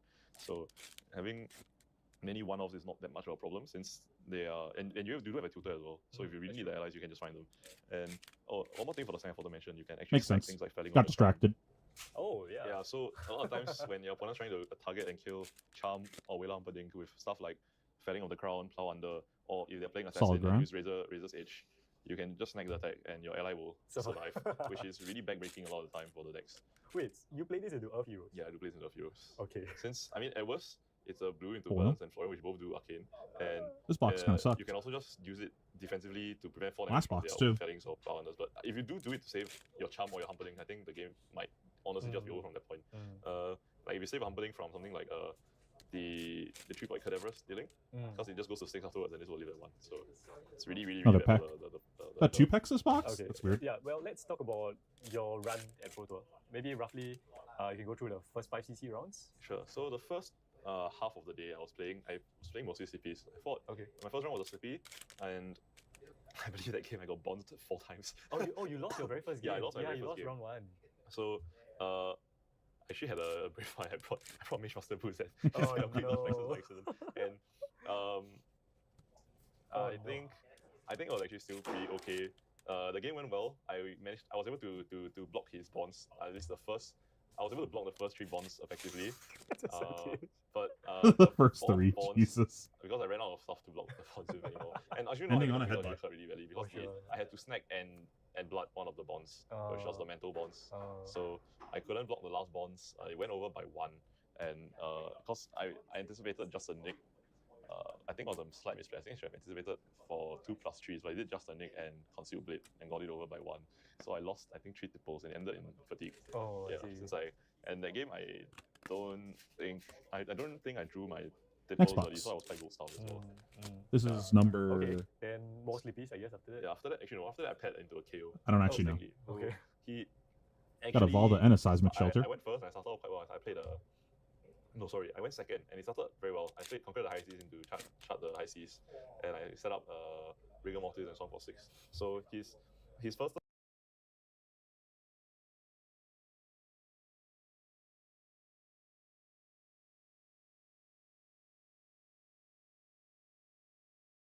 Your next Guardian attack This turn gets crushed when this deals 4 or more damage to a hero. Destroy the top 4 cards of their deck. I guess it works with it. It works in the sense that, yep, it does mill cards. You either get to mill cards, or they block it and you get to mill cards. Either way, you get to mill cards. Third one was actually quite stifled. He had to just clear allies and do nothing. Yep. But after that, I had some pretty mediocre turns. I had Rigor Mortis. I just set up and Rigor Foil Mortis grind. turn 2. And Oh, another turn 3, Fearless! Whereas his turn 2, 3, and 4 were all Blood Shadow turns. Oh my god. So I actually took a lot of damage from the Blood Shadows. Oh my god. And I remember, I think one of them he actually rolled a 5 on the scabs as well. Oh It was my quite aggressive god. with the scabs rolling. Okay. So I took a lot of damage from that. But it's because of KO doesn't really want to clear allies on Blood Shadow turns. I was able to push back with the Rigor Mortis and a Limpid. Oh, so he to just left trade- it there. Yeah, to trade Leave event? efficiently into the Blood Rush turns. Okay. And on the third Blood Rush Of course you turn, can. not bad. I think I had 3 allies. So I couldn't really block anything. I had to take a lot of damage. Oh, got a but I extended ended up art of playing that Assault card we got Wounds from earlier. And I was at 10 HP, I believe, to his, I think 2 or 4. Glad you enjoyed the Crack Shuffle play. I'm probably not going to play any, but not yucking anyone else's yum. Just not my cup of tea. After Speaking of which, take a swig of my drink. Rigor Mortis. Okay. Yeah, then I had to play. I think I played a Sloop turn as well on the last turn. Okay, So that's it was pretty quite, good. yeah, it was quite a lot of damage. Yeah. But that was the third Blood Fellow, and I think he realized that he had to gamble. I was like, I discarded the. He randomly discarded the Wild Ride, which I guess was the extended turn. So he tried to roll scabs, and then he rolled a 3, broke Gambler's Gloves, and he rerolled into a 1. So I mean, from there I had a crazy board, and he only had 4 lives. Yeah. So I was pretty over. But he told me, I think he mentioned Got to a me that foil if he had pack, rolled perfect. a 5, he would be able to play Bare Fangs and potentially discard Beast Within, and then play a CNC. I think I could have blocked it out and we just sent 2 into 6 again. But, Foil Overswing. yeah. Okay. Put them in their place. Well, yeah, that was a pretty crazy That game. was a game. Yeah. Sure. Then the next, I think 3 games. No, sorry, the next 2 games were both Slippies. Okay. So this time I brought the right boots this time, and I blocked out the bonds really well. Okay. I think I snagged one of the bonds. And I noticed the Slippies in Proto were all trying very heavily to fatigue with stuff like Double Trouble, which is not what the Singaporean Slippies are trying to do. So it was a bit different. I changed my sideboarding after my first loss. And I brought in more allies. I brought in stuff like Limpid as well, because they can't really kill Limpid very efficiently, and she's very good against fatigue. I brought in the One-Wheeler Humperdinck. I brought in the Ankas instead. Are the disenchantments only reverse foil EA, or are they non-EA reverse foil? Which card is that? This? It's a good question. It's a rare?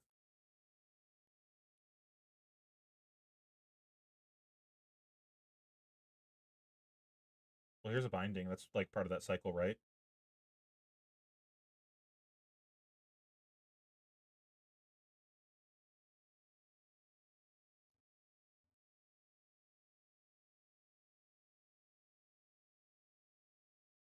They come regular. I haven't seen any regular foils though. I can't imagine they come in 4 different rarities. Yeah, just the 5-3. Okay. Yeah, and Oh, interesting. yeah, the matchup went pretty okay. I think I killed most of them without reaching a pitch deck. Wow. Yeah, So first cycle you killed them. yeah, but my deck is very aggressive because it does have the soups and a lot of go again from the Swiftwater Swell, which is Saltwater Swell, which is just a crazy card. So again, the deck can string together a crazy damage turn out of nowhere sometimes. Okay. Yeah. So Foil instability. And then on the last CC game, I played into a Florian actually. Oh wow. Yeah, so Oh, got the buy. The matchup is really favorable for Greedy Bones. Okay. So I just spent most of the game trying to keep my Call life for total backup. high, so I can have one big pivot turn where I just set up a bunch of board. And I kept my Wheel Humperdinck in the graveyard for most of the game until I saw he was at 1 HP and no equipment, and that's when I actually. So far, this is the hits that we've gotten. We got this extended art, this foil, just random chaff here and there. We got a Marvel of this guy. Trying to figure out the best angle for the. I think that works. Got a foil Fearless. Got a cold foil Boots. Got a shield. We got 2 ley lines. Got these for extended arts. And we are on box number 16 right now. Actually, my hand was I dropped the hand that pitch deck, which was 2 blues, a Conquer the High Seas, and a Char the High Seas.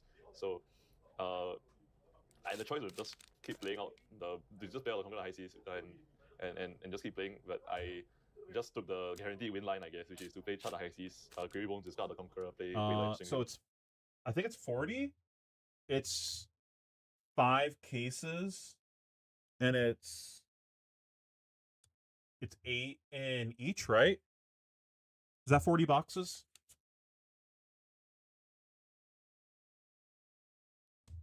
It's all math for me. for 11. So since he was at 1 and had no equipment, it essentially stripped every single card from him every single turn. So yeah, he just conceded. Quick stature. Okay. Yeah. And then after draft, you went 5-1 on Gravies, and then 4 more rounds of CC. Yep. So my next day was mostly the mirror. I think my first game was against Ira. It was on the reserve stream, but I didn't show it, unfortunately. I think it was a crazy good game. Oh, you talked to me about this. Yeah. The So Sirens. yeah, he I think he made a critical error. Got a where foil he break blocked stature. Sirens block for 3. And a so he Clash of blocked Bravado. Conquer the High Seas with a Sirens, a 3 block and a 2 block, and told me it was blocking 8. So I took his word for it. I guess I should have checked. And because I was trying to play quickly since the matchup was getting quite grindy. Yeah. I wanted to play out the Anka and swing. And that's when the judge stepped in and told us to pause the game. And he actually rectified it back to the damage step of Conquer the High Seas. So he lost his Arsenal, which was a CNC. And I created a gold, which enabled my Anka to swing with a gold with a hook on hit. I see. Yeah, so That's tough. that's pretty unfortunate for my opponent. But I think he actually did matter quite a lot actually in the final, because I remember I was actually getting quite close to fatigue. I was down to my last 2 allies, which was Humperdinck and Rigor Mortis, and I had to string together because he was at 7 HP. I had to string together a turn that would take him from 7 to 1, so that my Humperdinck would give me the checkmate position, I guess. So I was counting my pitch deck, and I had 4 gold, and I counted that if I drew exactly, I think 4 cards, I could reach it. Which my pitch deck was a Chart the High Seas, Back Alley Break Line, the Rigor Mortis, and another blue. I think I have a Ophidia. So I drew 4 cards. I played Saltwater Swell, revealing the Back Alley Break Line and pitching it. And then I played Char the High Seas, the discarding Rigor Mortis and pitching I have Ophidia. So then I used Dead Threads. I drew on to the next card case. I created from Rigor Mortis. I played the Rigor Mortis, used the Gravy Bones ability to I used Gold Keys Rum to swing for 6 with Go Again into Mage Master Boots into Humperdinck for 11. What So the shit? yeah, Holy insane 17 damage, 18 damage turn. Draw 4 cards, send Yeah. 17. And he was able to block out and go to 1 HP. I believe because he had the defense direction. Okay. But I was able to just pitch deck the same thing essentially. Since my deck was quite, I drew basically my whole deck later. Yeah. I was able to pitch deck. That's pretty interesting. That's actually something that I should probably work on. Identifying spots where you can crack gold to go even further beyond. I don't really consider those lines too often because games you don't necessarily always get to that point. It's really just the games that you are, for one, getting fatigued, but also you're not just like deterministically always killing them. Because a lot of your fatigue games, it just like doesn't matter. You're just kind of going through the motions. You're just always going to win. It's irrelevant what they do. But then there's some fatigue games that are pretty close that you need to like cobble something ghetto together. So like it's like an area that's probably worth looking at and trying to find some games that I can kind of go back and rewatch. Got to visit Anvilheim. That's pretty interesting. Chart the High Seas together with the Back Alley again. So next time I could just swing for 11 into 6 again. Yeah, That's crazy. Yeah. Is that a call for This thing can really backup? produce some crazy numbers when you've been in the second cycle. Yeah. Then the next 3 games were all mirrors. I remember the next game actually was against Michael Hamilton, and I drew like the worst I've ever drawn with his deck. Clash of I think the Shields. first 6 turns, I didn't see a single ally or a tipple. Oh my god. And I played Rams or something. And I remember, I think on turn 3 or 4, I had to conquer the High Seas. His sawbones. Because he had 2 sawbones. Conk his And I sawbones. would have probably lost the game from there if I didn't Oh kill the my sawbones god. Oh my god. immediately. But, Got a foil I- test. Yeah, I had to use Ram to play an ally from hand and kill an ally, I think twice. The first time was I think Anka, the second time was Oyster. But I pretty much accepted that the game was a loss after like turn 4 when I had nothing. And he drew pretty well as well.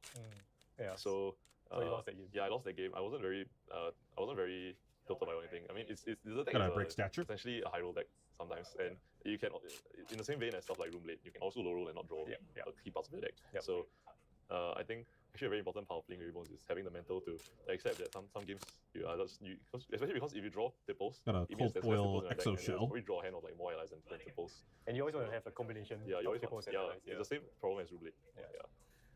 So Okay. after that game, I went on to play 2 more Gravy Mirrors, but I think I'm actually quite well versed in that matchup, and especially since I think I'm probably the only Gravy in Pro Tour to be running Blind the Waters in the mirror. I think Blind the Water is a very, very crazy, spicy tech that negates one of the best cards, or that turns the tempo so much compared to High Seas. Yeah. Oh, my third What do you think Fearless. actually turns the Gravy Mirror? I think the Scuba is a great addition that the teams were running. Okay. It's very annoying to kill since there's 4 HP. And Hamilton was on that, right? yeah, Hamilton and Arthur Trehay was on that, I believe. Yeah. Okay. So I've not gotten a legendary in quite a while. I think that's one of the great pieces that I did not tag. I didn't think there would be this many Gravy Bones. Since I thought the meta would be dominated by Syndra and CP. Okay. Yeah. I think the Blind the Water inclusion was great. But I think The last card that I need is the boots. And I haven't decided if I'm going to keep the cold foil boots or not. I need to see the price of cold foil versus not cold foil. And consider whether or not that matches better with the decks that will play it. Because I just like my stuff matching. I don't care if it's highest rarity. I just want my stuff to match. So I think most of the decks I'm going to play it in, Rainbow Foil might match better. So we'll see. I think the players from overseas weren't really expecting the matchup to go to fatigue. Most of them were running clean 60 into the mirror. And oh, you were not? I was not. I was always running 63, I believe. I would run 2 Blind the Water. I think 3 is a bit another risky. chest. Yeah. I run the Limpet since they kill allies efficiently and your opponent has to deal with them. I ran Sobi. Oh, you don't run Humperdinck? No, Oh, I don't. Is it allowed to use the instant of Fearless if it's in Arsenal? No. You are activating the ability of a card, and you can't activate the ability of a card from Arsenal. You can only play cards from Arsenal. You are not playing this card when you do that. You can only... Yeah, it's literally just play cards from Arsenal. You can't pitch cards from Arsenal, you can't defend with cards from Arsenal. And you can't activate abilities of cards from Arsenal. I suppose there's a world where they print a card that you could do that, where if it was face up in your arsenal, then you could do it. Like a card that specifies you can do this if it's face up in your arsenal. That is a design space they could explore, but they would have to put like incredibly specific wording on that card to allow them to do it.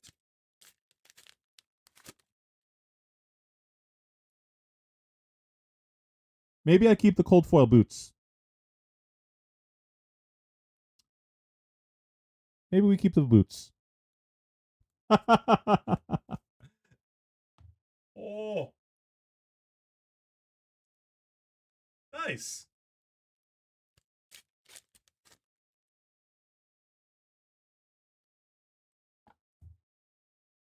I don't know Humperdinck because he's very bad at killing allies. I mean, he costs 6, and he swings for 11, which is like 10 times the HP of anyone.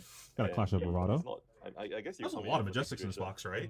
But even then, he dies with like 1 Sobi attack. So so your game plan is actually, I mean, in the mirror, I guess you want to send allies to clear allies, right? you want to, actually no, I think you want to send Tipple to kill the allies. Send Tipple to and then you can, because the Tipple are so efficient in clearing allies, then you can use the allies to either go face or to just like The other thing too is by doing that way of using your attacks to clear allies and your allies to go face, is that plays around Sunken Treasure better.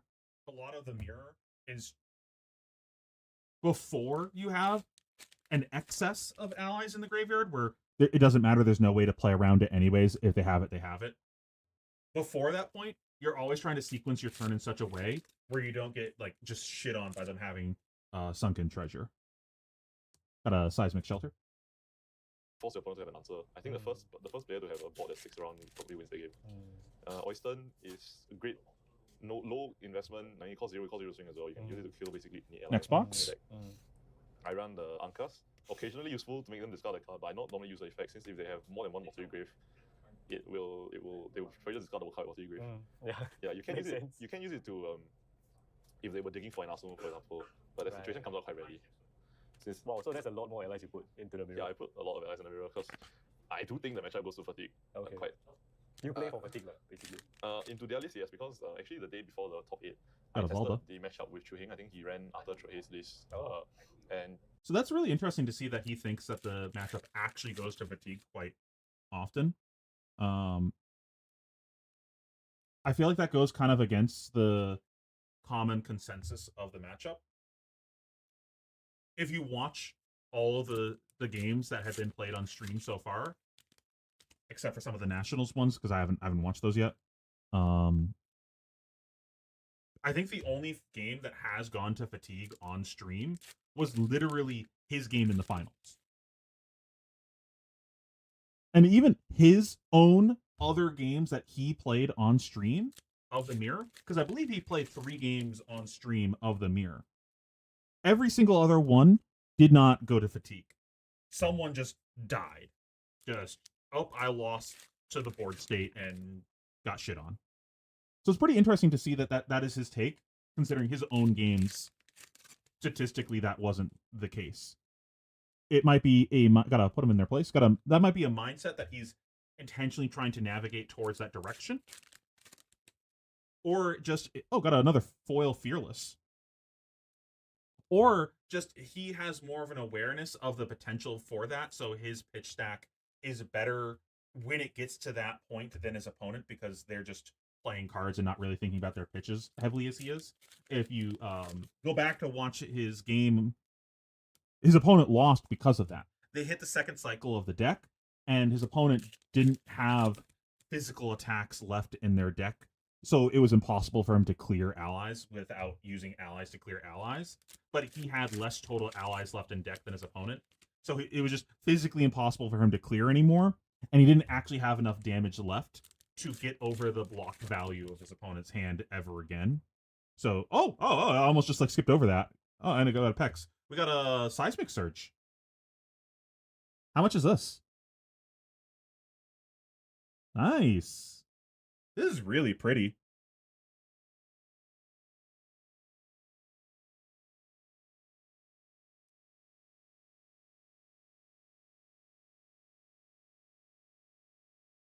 That was a pretty good box.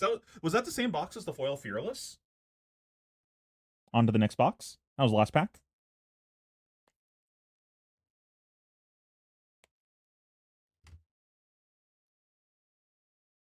the game ended in fatigue. Okay. So I think it's the mirror, because I do think the matchup goes to fatigue. Okay. Quite. You play for fatigue, basically. Into their list, yes, because actually the day before the top 8, I tested the matchup with Chu Hing. I think he ran after Chohe's list. And the game ended in fatigue. Okay. So I think it's very possible if both players don't have a crazy start, or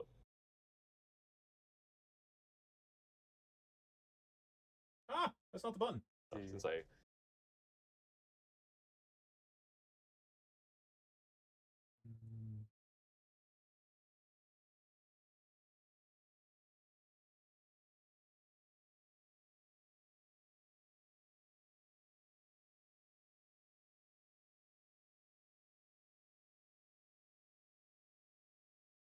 That one's also really pretty.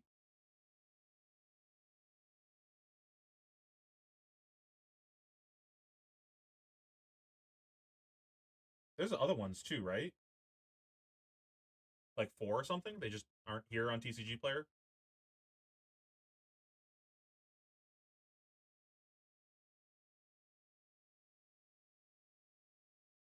Oh, that's cool.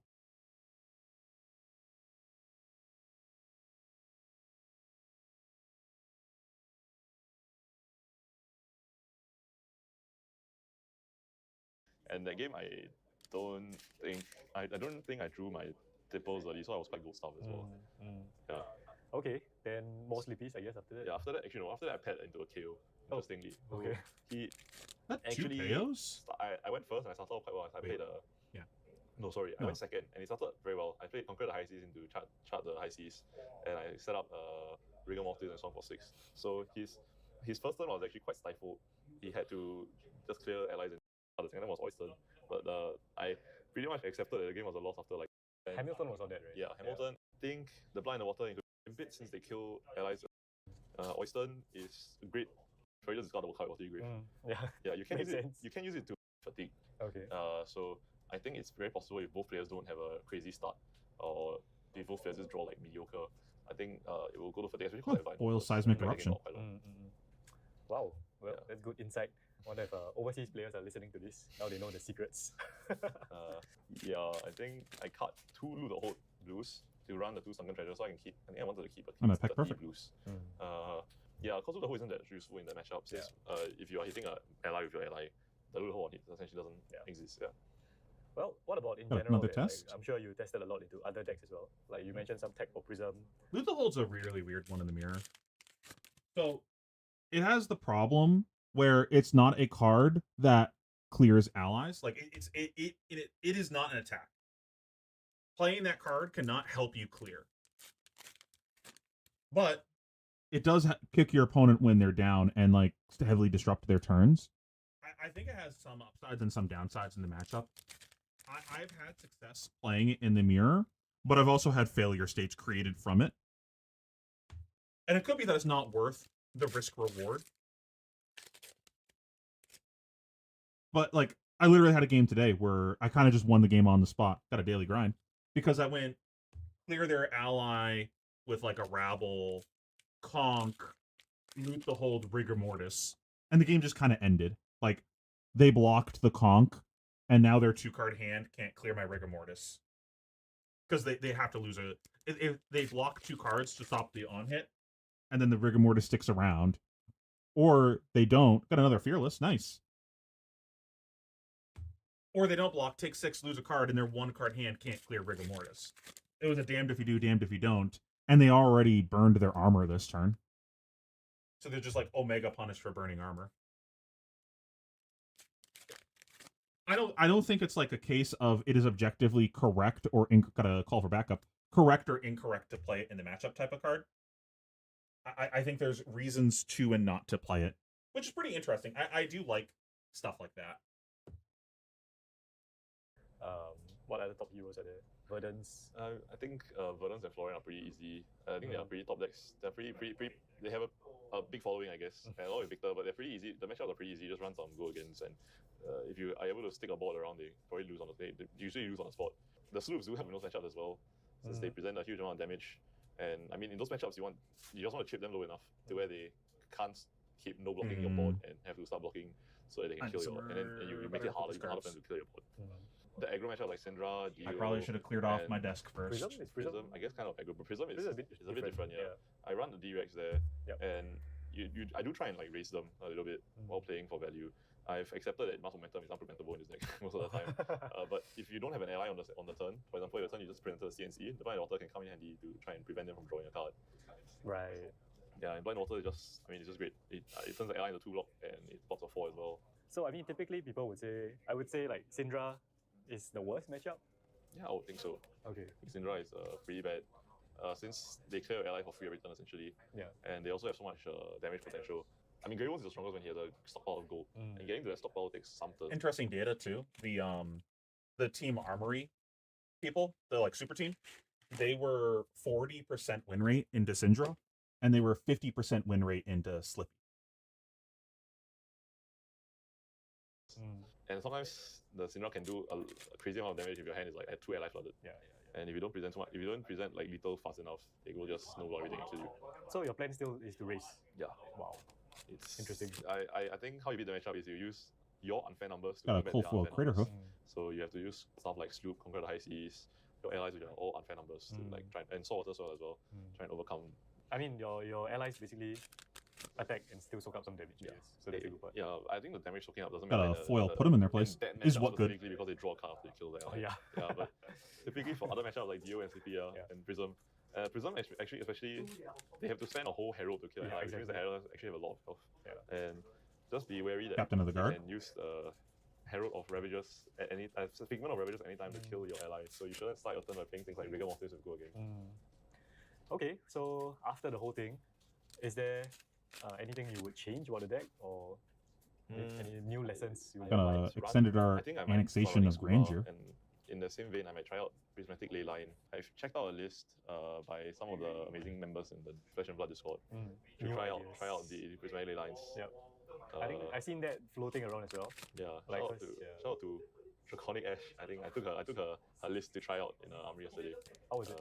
It was pretty good. I used 2 ley lines in conjunction with a blue swell and a red swell, and I swung Sobby. Oh my god, it was pretty crazy.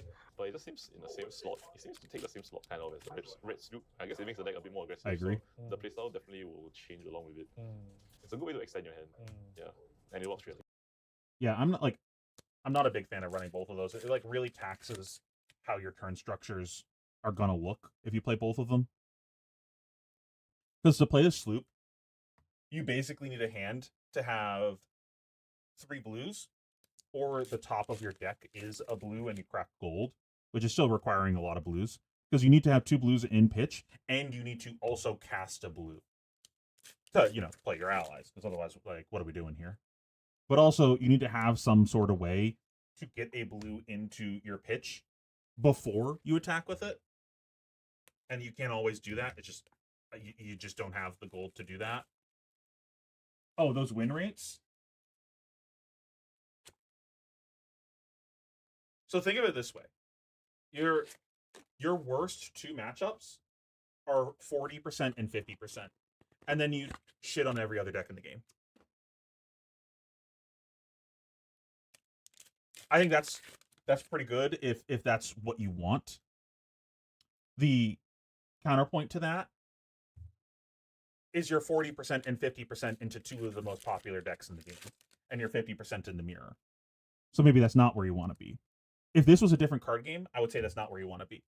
But this is Flesh and Blood, and people just play whatever the hell they feel like. Like, following a metagame is fake in Flesh and Blood. Just ook, play deck I always enjoy playing. So you kind of know, like, going into these events, you're going to have got a foil headbutt, like, multiple rounds of just some nonsense deck that you just shouldn't be at this event. Like, a guy played against KO and Florian. Like, he got 2 free wins because opponent just should not have submitted that deck at this event. Got another Clash of Bravado. So sitting down and knowing you're, like, basically 100% into anything other than the top decks, and you're flipping a coin against the other top decks, is a pretty good spot to be, especially if you can outskill them.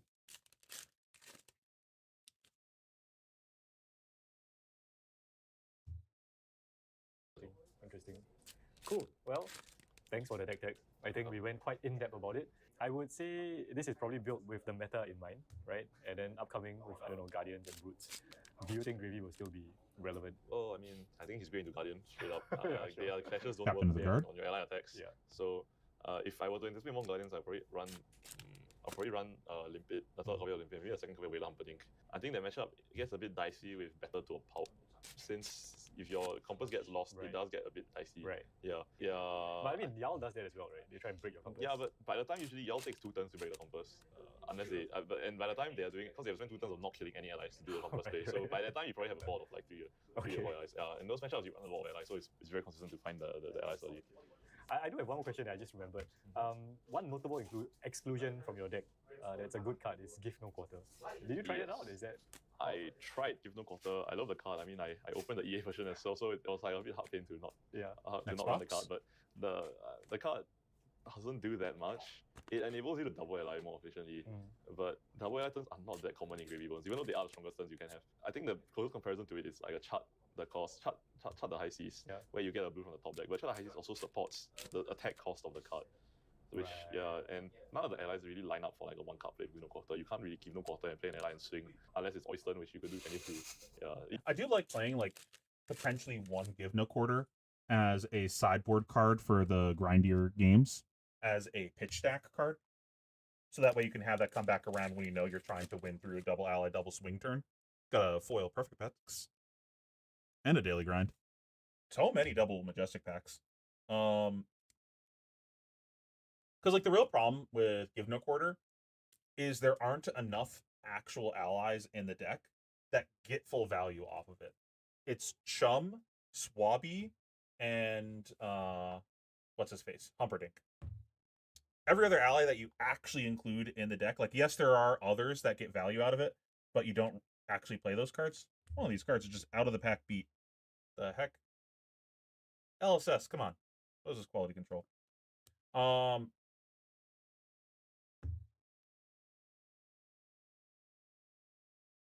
because it's pretty hard to actually get value out of the Give No Quarter. I do think the card is quite good, and I think it's going to make its way back in the deck at some point. I think because there's a lot of matchups that we're not actually winning through double ally, double swing, it's just not necessary. And the matchups that we are, there's just like other cards that are better sideboard cards for those matchups or have overlap with other matchups.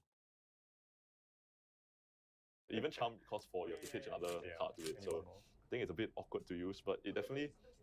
Okay. It probably would be better if I had more than one Humperdinck. I think it's the best, one of the best use cases of it is with Humperdinck, because you can play Give No Quarter from hand and basically Humperdinck for reduce the cost. Yeah. Okay, I hope we went through everything about the deck, and congrats again on your run. You are officially a gravy master. If you have any other questions or comments, leave it down below. Give us a like, give us a subscribe. Go follow Shure. You just set up a new Twitter account. You heard him, guys. Give him a like, give him a subscribe. Do I still have the thing copied? That was a great video, guys. Go make sure you like and subscribe. Check out their channel. Give them a view. Do it.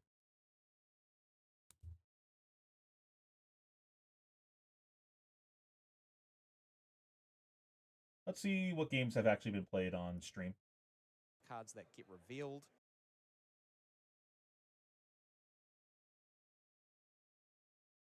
Also, what does the meta look like? I'm pretty surprised by that Verdance conversion rate.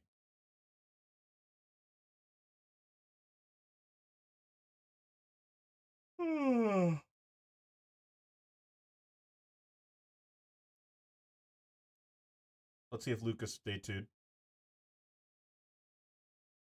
If he didn't, we get to make fun of him for not day 2ing 2 callings. Oh no. Oh no. Man, imagine flying to this and not day 2ing. What an idiot, Lucas.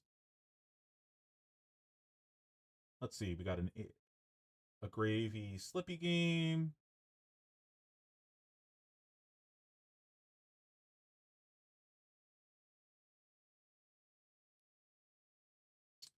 Dio Ira.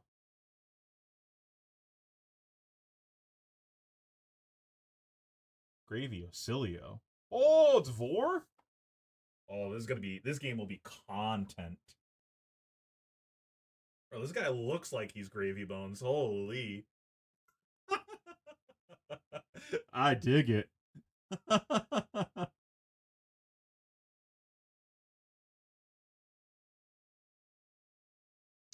Ira Victor.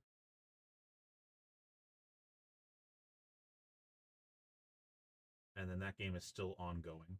So we got like a couple gravy games that we can watch maybe later. We'll see. Let's go watch this gravy game.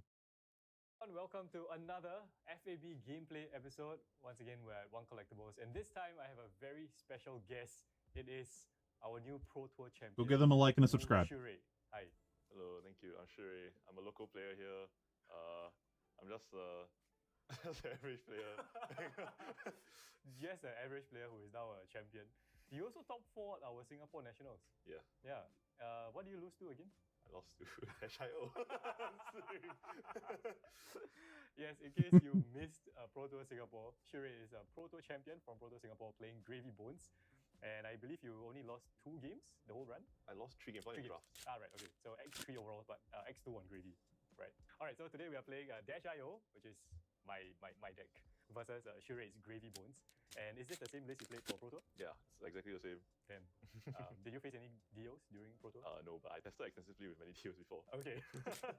Okay, and for this gameplay, we are going to be very competitive as well. All the sideboarding and equipment loadouts. Got a headbutt? But we'll go through that after the game. So let's begin. Let's see who starts first. I actually want to see that first. I want to hear their sideboard thoughts. I know you have a pretty good record against other DOs. I think I drew pretty poorly this time. What do you mean? You had 3 charms. It was charm into charm into charm. Yeah, I played almost all of them from hand though. So No, but seriously, let's talk a bit about the sideboarding decisions. We are also going to do an in-depth Gravy Bones masterclass video after this, so you can go watch that. I think it's going to be interesting because I think everyone watched your finals and well, the whole final top 8. You played into a couple of mirrors, really long games. Just looking at the deck list, I remember at the Pro Tour event, like you guys were talking about how some of them didn't have a fatigue plan, right? And that's how you eventually won the last game. So that's going to be a very interesting video. But now, let's see, what was your plan coming into this game? So, I think we might have watched this out of I order. think one of the main game plans Gary Bones can do into Dio is to fatigue it, so I bought up a lot of the allies and my non-blocks like Iwofidia. Right. So the idea is that playing out allies gains me life, and I can leverage the life to try and fatigue more efficiently and deal. Well, it only gains kills you life a if deck pretty they quickly. hit them. I sure a very good usage of the allies this game. Well, to be fair, I hit Chum 667. So that's actually what, 21 damage? Yeah. 19 damage. But playing an ally from hand is typically just Got a very foil Evident. bad rate because you don't get. And many another as well. double And Majestic. Playing from Graveyard is Okay, essentially but a one free card. caveat is that was turn 0. The first one was True. turn 0. So that's actually not bad, right? That's the only exception, I would say. Yeah. But the others were not great. I think now time zone is something you cannot really play around, and I think a key part of the matchup is the command and conquerors. So after the first, because you do have Conqueror the high seas, after the first Conqueror, they do very much have text. Yes. And they also pitch off an ally, so it's a really good 2-card play that forces the deal to go drop down to drop 2 cards, which makes your next blocking turn much better. I mean, any disruption into deal is solid, I would say. Alright, and I guess your loadout, the only thing that changes is balance. I also bring in the quick dodge for this matchup. As you can see in the last turn, he got me 6 value. Yeah. It's really key in unbreaking some hands that can't block because of allies, or just converting a blue into 6 block, considering Dio goes extremely wide as well. Yeah, that's true. Otherwise, you run Mage Master. Typically, I will run Mage Master. Such a key component to being able to do double ally turns, but this matchup isn't really a double ally matchup. Sideboarding wise, I guess you take out, like you said, you take out some. Evident. You don't play Yes, some allies. so You play like 10 I allies. cut 1 Anka. I think 1 Anka in the deck is fine. It just preserves 3 life and ups your ally count slightly. I cut the Eye of Ophidia and the Diamond Amulet and the Snag because they all don't block, and this is quite a. You need a block. Yeah, for sure. I cut Humperdinck. He's not very relevant. Sobbies, I think it's just too expensive. You need too much tempo to play them. Right. I think Oyston could be good in this matchup. Yeah. I just feel like he's a little bit too low impact. I mean, getting him on board mid the game might not have made the difference. Yeah, I guess. and I can't limp it. Yeah, because she's not very good into aggressive decks. She's only really good into Earth matchups like Florian or Verdance. No. My pop filter fell off. Well, I think the game plan was solid. Like, I was literally down to my last card. I think during the game, if I hadn't found that first Max V, like I took a risk actually to dig for that Max V. You saw it, right? I just drew it off the top. So I think without that, I probably would have lost. But I do feel Okay, it's on quite to even piece into number Dio, 4 out of 5. unless you manage to go like Chum, CNC, Chum, Conqueror, loot the whole. I think with my list it's actually okay because of the amount of disruption that I have, and I actually have quite a lot of damage with the Swiftwater Sloops as well if the Dio takes a setup turn. Yeah. But fortunately I signed them over. Which is great. It happens. This is why anyone can win games of Flesh and Blood. But as for me, I'll go through mine very quickly. So I usually bring in TikTok Clock because you usually have gold. I was playing TikTok Clock in this Just because meta? of gold. What an I think animal. Now Time Zone is actually very clutch in this game because. Wait, does that work Nightfalls against any and- items, or is it just mech items?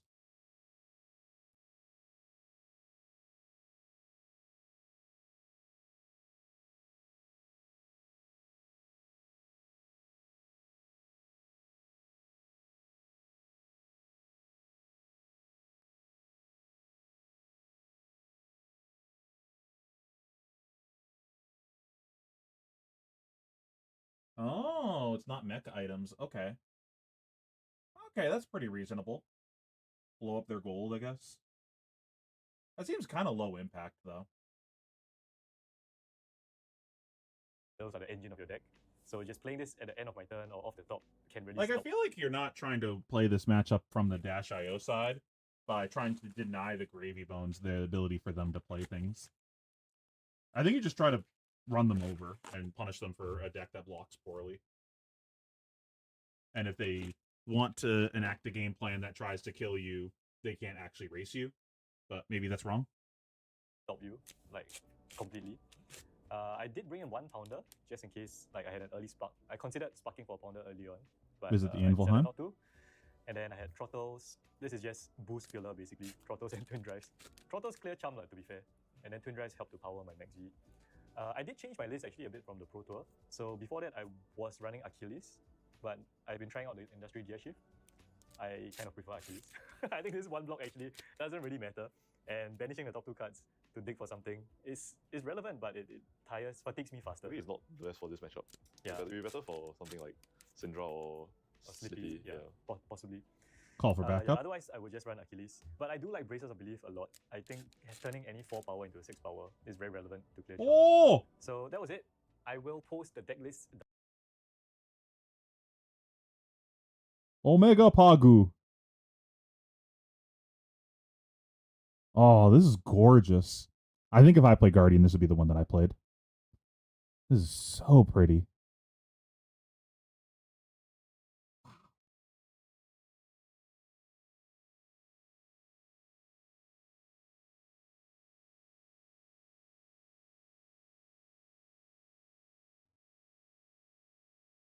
All right, don't talk to me about stones. I'm still upset about Magic. Down below, leave a comment as well. Do you think I should have lost? I don't know. Was I How much lucky? is this? Was sure just Wait, we still have the tab Let open, me know. right? And also let me know if you want to.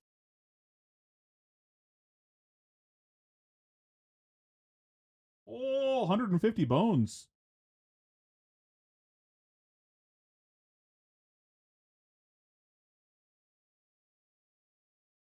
What's up, everyone? I think I might just skip past all the yapping and just jump into the game. I'm playing Symbiosis Shot. Oh, I'm playing Compass of Sunken Oh, Depths. what a surprise. Alright, looks pretty standard. Let's draw up. Starting off, I'll activate Compass of Sunken Depths. Yep. I will do what you do every turn. Yep, I'm doing it now. This is turn 0. I think I'll hold off on attacking you, and I'll just play out Chum Friendly First Mate. Damn. Are you not happy with that? You should be pretty happy. I'm pretty happy with that. Essentially, I gain 6 life, Okay, sure. and I'll pass the turn. Alright. Chum is actually like your game plan, right? Don't you just want to play Chum against me? Yeah. Right? That's all you want to do. He saves me, he gains his 2 Sigil of Solaces in 1 turn. Yeah. Oh, sorry. I started at 36. What am I doing? Alright, I'm going to boost the outpace. Cold Send foil it at hoarding Chum denial. for Right. 4. It will take 2 damage. I will, during the resolution step, I'll activate Compass of Sunken Depths. Okay. Yep, sure. Alright, and then I will continue attacking Chum. I'll boost a T-Bone at Chum. He will block with his equipment. Yep, he will die. Alright, and then I'm just gonna spend another resource. I will send this at you as a Pulse Wave Harpoon, but I'm not gonna boost, so just 4 damage. But X will equal to 2, right? X will equal to 2, so you need to reveal 2 cards from your hand. Okay. Yep. I I will can only reveal take an action card with. Oh, I got a 2 on this Fearless. block. This box was gas. Sure, I can take neither of them. I will then block with. I will then block with Velocity. I'll take. Do you have any response? No reactions. Okay. Alright, and that's it for my turn. Man, this is such a low roll, no items. Just play Red Saltwater Swirl, Sure, revealing Tip the Bucket. sure. It's pretty good. Yeah, now I have 5 floating resources. Yeah, I'll say no blocks. 33. I'll close the chain. Yep. And I'll just play another charm. No, for the first stop mate. it! I'll just pass. Alright. It's not from graveyard, so Yeah, that's true. Alright, my turn. I will start by using Dash's ability. Pitch a Cerebellum to play another Cerebellum off the top. wow. Captain of the And Guard. I will crank it, get the action point, get the counter on Symbiosis Shot. How do I kill Chum? You could just not. Alright, I'm gonna boost this T-Bone. How often does Dash actually make your balance live? It's not that often, right? It's basically like they Cerebellum and Spark in the same turn. I guess anytime they Spark, they were usually grabbing a Cerebellum, so you just make their Sparks worse. Yeah, that's probably good. Boosting a fast and Because furious. there's like an outside chance you're supposed to play Providence instead, so you can Arsenal an ally and sink it away, so you can block with the top card of your deck. The trigger on the stack, I will just put a steam counter on processor. So 3 damage at Chum. Oh, so much effort to kill Chum. So I'll close the chain, I'll play Spark for X equals to 0. Okay. I'm just gonna find a backup protocol. So I will crank this back up, get another counter, and draw off Spark. You've drawn twice this turn. Wait, I haven't. You will. I have not yet. Alright, Gotta I will leave use a dent. float to crack the backup. Yeah, I'll just get another T-Bone. Okay. I'll get it back from the graveyard, put it into my hand, and then I will boost it at Chum again. Okay. Yep. He has perished for the second time. Alright, His and sleeves then are pretty I cute. will Play a zipper hit. The Pikachu I will ones. boost it, sending it at you. Boosting a yellow boom. 5 go again. No, actually, I'll just block Phantom Justice. But why? Pretty sure you'll be throwing a card this turn. Okay, so you're taking 3? I'll take 3 damage. Sure. I'll use the action point to shoot the gun for 2. 2. And then second. I don't know if this is actually worth blocking Helmet. It like depends on what the top of the deck is, but like yeah, we could draw off of balance here. But I feel like you really need that to fight over a boom grenade. So like is the top card of my deck worth me taking a boom grenade later on in the game? And do I think my opponent is ever going to trigger balance again? Because odds are they're going to trigger balance again because they have, you know, more sparks in their deck. Like, what are they just not going to do the best thing that their deck does, right? And he hasn't compassed. So it really depends how good this hand is. Because I don't believe that we can actually race in this matchup. But maybe I'm wrong. Second action point to draw. Okay. Okay, and then I move to Arsenal. I will activate Balance of Justice. Yep, sure. Okay, and then that's it. I will pass. I'll activate Compass. I like the editing. Compass. What? Oh! Maybe I'll we also can do 2 race. extra points, just like you did. Good job, good job, good job, good job. Good I'll job. go to 5 floating. Yeah. I'll say no blocks on this as well. Sure. Take 1. Take 1. 22. Conquer Pisces. Yep. 8 go again. That makes sense. I don't really want to give you a gold.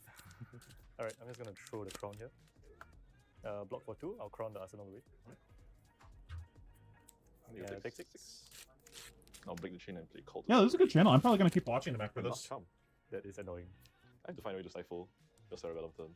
I'll play him, pitching Smotherer's Rebel.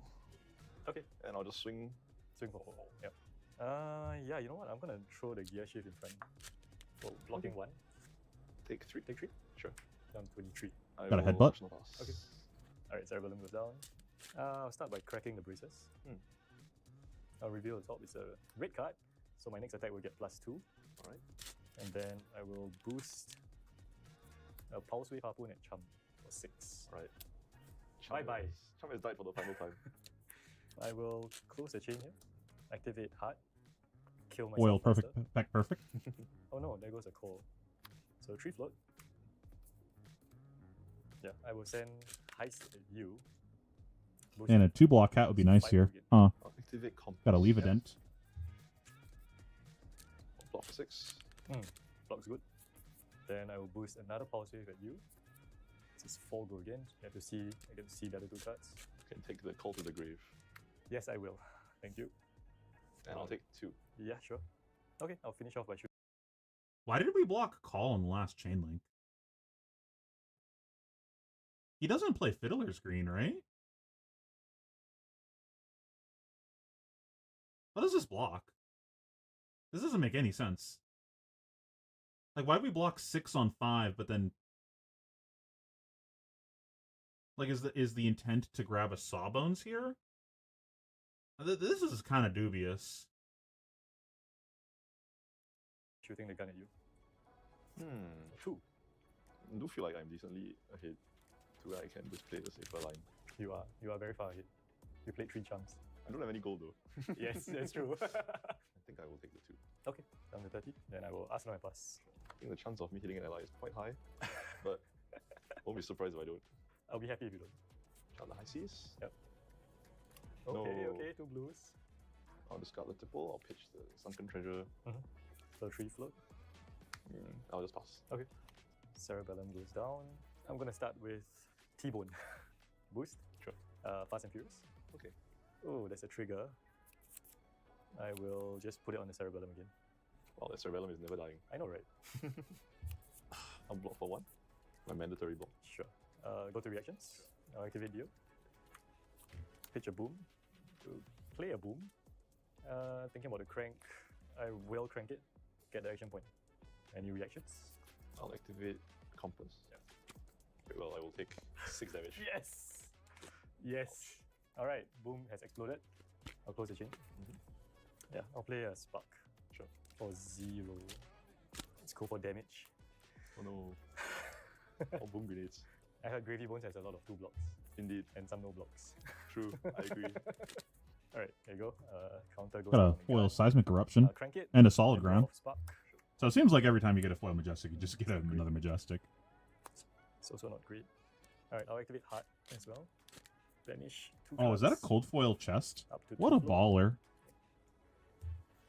Play a yellow zipper from Arsenal. Boosting, attack local. Yep. 4 go again. You have 2 cards. in 2 cards hand. left. Don't think I can realistically block it. Mistake. 8. Damn! Ouch. Ouch! Wow, this is going quite well. Heck perfect. Indeed. Alright, so red boom explode in your face. Mhm. Let me think where to go from here. Alright, I will send a red zipper hit. Valda. Boosting. 5 go again. Well, 3, I'll take 2. Sure. Alright, I'll use the action point to draw a card. Oh, we could have balanced. Let me see what you have done so far. Not much. Alright, I'll use my other action point. I'll play out a null time zone. Okay. And I will name Golden Tipple. Sure. No crank, so that's my action point. Yep. And then I'll move to Arsenal. Good. Swords as well. Yep. Reveal a pot side exchange. Okay. So over 1 Headbutt? token. So you have 4 float. Yeah. Yeah, man, no blocks. Take 1. I'll play Anka Okay. and I'll pass. Okay. Oh, that's a horrible hand. Yeah. That's actually horrible. Alright, counters go down. That was a I'm gonna good start no by time zone. cracking my shoes. Okay. So, banish 2 cards. I get 2 action points. Foil I will send a Sprocket Rocket Richter Scale. at Anka. He's dead. This card is useless. I brought it in for this matchup and now it's useless. Because you don't have any gold. Oh. Countered you by low rolling. I know, right? I have to dig, I think. Activate Foundry Heart. Sure. I will pitch this. Kill more of my deck. So 4 float. Okay, okay. Activate Dio. Sure. Play a yellow boom. Up to 4 counters and I'll crank it to get action point. Yep. Don't worry, my hand sucks. My hand actually stinks. I will play out this TikTok clock. Okay. Oh, that's cool. I'll crank Thanks it for the as well. Snapple bottle fact. And then I'm gonna boost a yellow zipper hit. So that's 4 go again. I have 3 action points. 3 crazy. I know, right? Blood with blood underwater. Yep. I'll discard the top deck. Yep. Okay. Points another blood. Oh wow. Okay, I'll break the chain. I'll use 1 action point to draw a card. And then I will boost this 0 to 60 for 4 go again. Oof. I will give you dead threats. Sure. I will close the chain again. Sure. I will play this Cerebellum out from Arsenal. Okay. I will crank it. So still 2 action points. I feel like this is a turn to get our I boots will in use my there. action point to draw a card. Sure. And I will play a Max V. Seems pretty good. I know, right? Seems like a good Wait, deck. what happened? And I will use my action point to draw a card. Oh, we got another Cerebellum. And Okay. I will play a Max V. Seems pretty good. I know, right? Seems like a good deck. I think it's a pretty good deck. I'll block for 6. Daily Okay, grind. so you block for 6, so you're taking 4 from the Max V. Boom will trigger, and so will TikTok Clock. So TikTok Clock will destroy itself, and this Cerebellum, and this Null Time Zone. Okay. So that's 3 more from TikTok Clock. I'll take 3. Oh, holy Yep, shit. And then I have no more action points, and I'll pass. Sure. That was a good turn. Pretty good, huh? Pretty good, pretty good. Okay, I guess Alright. we'll just pass. Yeah, sounds about right. Yeah, I think it's a we can't race Dio angle. Hmm. Put them in their So place. Cerebellum goes down, attack you with a heist. Sure. Boost, 5 go again. I'll block for 5. Okay, I'll activate the heart. Those sleeves are adorable. Those are fantastic sleeves. Okay, I'll activate the heart. I think this is the last time I should press the heart. 2 float, Clash of Bravado. and then I will play attack local and pass. Ooh. Yep, go ahead. Activate the compass. Yep.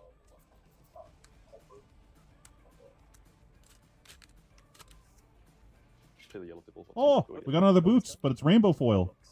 Sure. Take 2. Now we got choices. Okay. I won't Arsenal. Won Arsenal. Yeah. Alright, so it goes down. 2 float. Sure. Yep, let's start with Sprocket Rocket. Okay. I'll boost. It is 3 go again. Seismic Eruption. For 3. I feel like arsenaling I'm Sawbones running out of and cards, Chum man. isn't actually that bad in this running out of matchup. I'll close the chain. Okay. I'll play my last spark for 0. Headbutt. How risky should I play this? Oh, I don't know if I can close it out. I actually don't know. My deck isn't One that's known for blocking very well. Yeah, you know what? I'm gonna get a yellow boom. Okay. I have like 10 cards left. I do only have 4 health. There you go. Yellow I'll Boom's crank pretty it, good. and It I'll does draw from just say die. Take one Holy die. shit, it's not great. All right, I will crank this backup protocol. Okay. I will crank this cerebellum. Oh. And then I will not crank this boom grenade. Okay. But then I will also use the 2 float to destroy the backup. And I'm gonna get 0 to 60 back into my hand. Sure. Yeah, and I will pass. Oh, I have been offered a brief respite. I'll play Plot Exchange. Okay. I'll discard Sawbones. Oh no. I'll create a gold. Okay. Oh, he's getting to play the game. Come on, I got a test. Use Compass. Yep. I'll pitch 2 to gold, draw a card. Okay. Oil Activate break, full and do we get filter. another Majestic? I'll attack First you. time I think we haven't gotten another Go again, Majestic with a discarding foil Ring of Majestic. Office. Yep. Gold, draw a card. On hit, I'll create a gold. Yeah, I'm gonna block the 2. Activate Gravy Bones. Okay. Discard Swiftwater Sloop. Oh, couldn't pitch that. I will bring out Alright, Sawbones. surely we don't give a shit about him getting a gold. Does he have cards left over after this? Discard I'm gonna block the 2. again, discarding Rigor Mortis. Yep. Gold, draw a card. This is wrong, right? Like, we just don't block. Who gives a fuck about him getting a gold? I think the only thing we give a shit about is if there's a loot to hold, or... That's it, right? He plays CNC. He plays, like, actual CNC. I think there's, like, no shot we give armor here.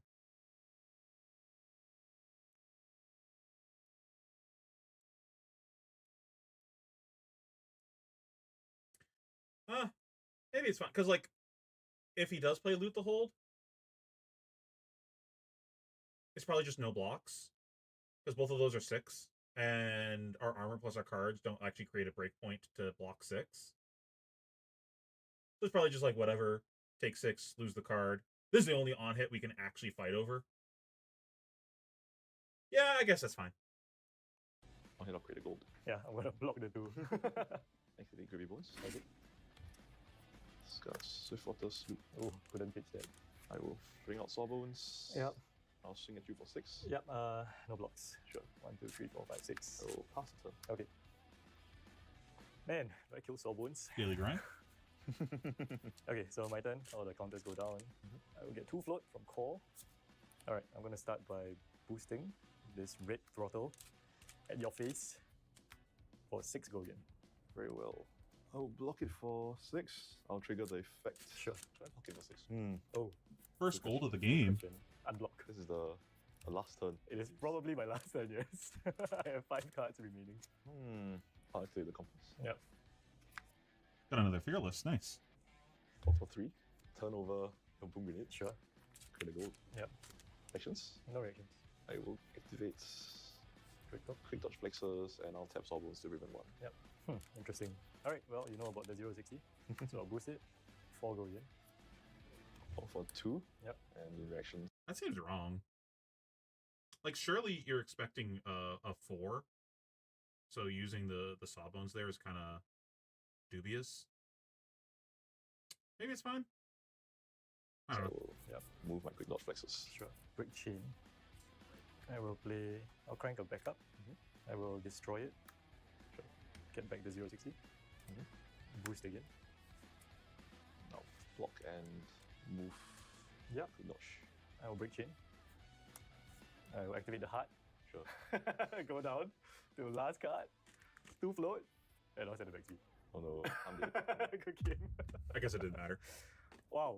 That literally took all of my deck to kill you. I want to ask though, did the null time stone hurt you? Yeah, It I did? have a tipple in hand. Nice. The yellow table that you asked about. Yes. I see. I overall, I do think that the game is quite favored for me. I know you have a pretty good record against other deals. I think I drew pretty Put 'em in their good. place.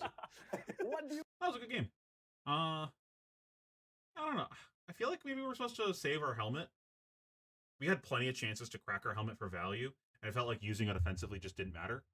And we didn't like actually have enough offensive output to make our opponent care about what we were doing.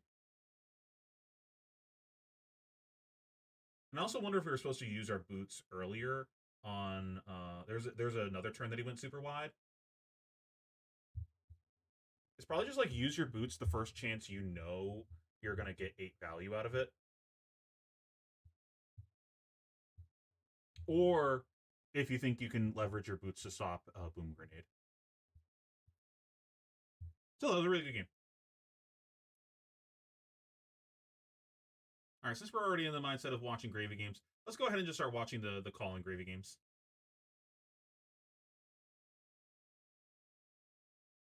Grabs in the What is the top cut? 1 gravy bones. Gravy needs bans. Gravy needs bans. Get rid of call. Get rid of swell. Get rid of tipple. Ban everything. Chum, get it out of here. There's 1 in the top 8. Ban everything. Incredible.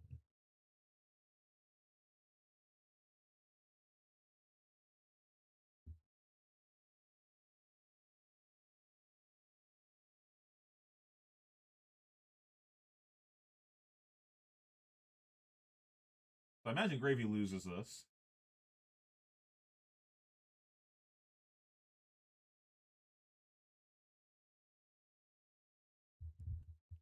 Nah, unban belittle. Gravy's not strong enough. Gravy buffs, please. Unplayable deck from the new set.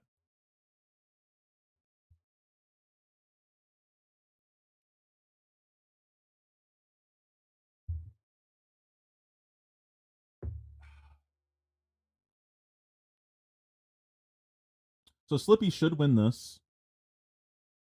I imagine Kano wins this, but I don't actually know. I don't think Fang is fast enough to clock Kano. The Prism Slippy game is kind of a toss-up. It really depends on how teched Slippy is. If the Slippy built their deck and said, I ain't goddamn losing to Prism, that matchup's really hard from the Prism side. But if they don't bring in a bunch of tech for you, then it's pretty hard for the Slippy. Like LL points? I want to say 40.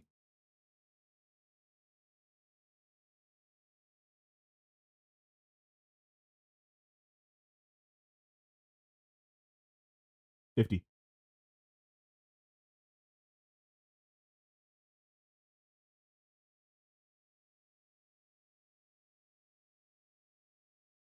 And Gravy only has 100 points. Sheesh. Dex OP has 100 points after a full set release? Get him out of here. Oh, true. Surely Kano's gone by the next ProQuest season. Because he got 45 points before they made the change, right?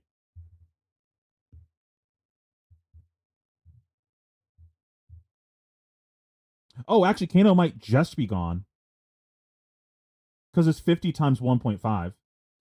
What is that, 75 points? Is my math right? He's just gone if he wins this.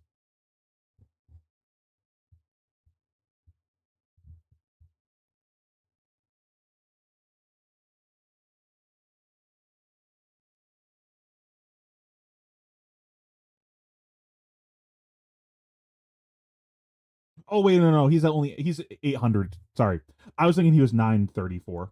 Sorry, unlucky.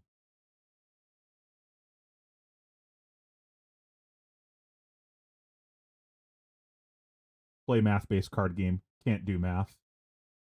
Unlucky. Okay. We're gonna go back and watch some of the older games. I'm just gonna focus on the gravy games because obviously that's the deck I'm trying to learn. If there's any games that people know that we should be watching that are interesting, we can go ahead and watch those. But okay, so he went Royal plus Mage Masters, and Hayden doesn't have the funny chest. Redback, I think is the name of it. Going Royal plus Mage Masters is pretty goddamn risky. You gotta have some real fucking cojones to play that in this matchup and just expect to not die. Here, I'm gonna bump this down a bit and make it a little bit bigger because I don't think anyone gives a shit about seeing my foils over here.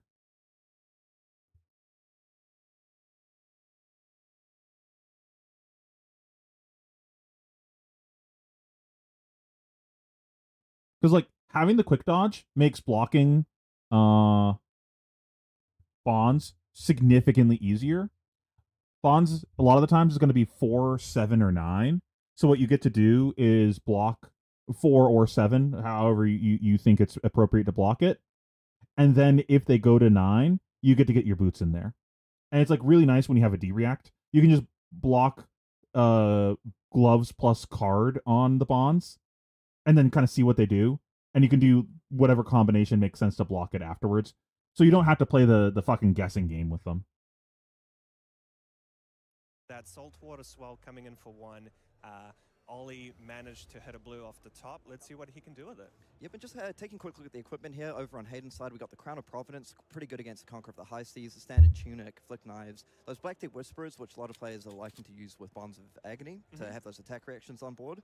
Over on Ollie's side, the Crown of Dominion, so choosing not to play the more defensive setup of the Crown of Providence, which some players do, and also the Mage Master's Boots. So yeah, this matchup feels so much more comfy with Providence. Just saying, I'm ready to get very aggressive here, establish my board, and really put the pressure on Hayden. Yeah, I feel like those are kind of the two ways you can go as Gravy, right? You can just say, you know what, I'm just going to go super aggressive into you and try and race with the damage, or play some of those more defensive tools to combat things like Bonds of Agony, those kind of blowout turns. Ooh! Prismatic Leyline, that's another kind of signpost card that's telling me Ollie is really worried about getting fatigued. Aggressive. Yep, and just pointing out, so Ollie has cracked his first gold from Crown of Dominion already to pick up that yellow off the top, which you saw with the compass, in order to just get his engine going. You know, I want to get the golden tipple, I want to start establishing my gold, but importantly here, Carol, no allies in the graveyard. Yeah, Ollie was trying to dig as much as he could on that first turn of the game, because getting an ally in the bin is just free. It's a virtual card advantage, right? Yep, so Hayden just going to go ahead and he blocked that golden tip with the Save It Bloodshed and kicking things off with an Infiltrate coming through.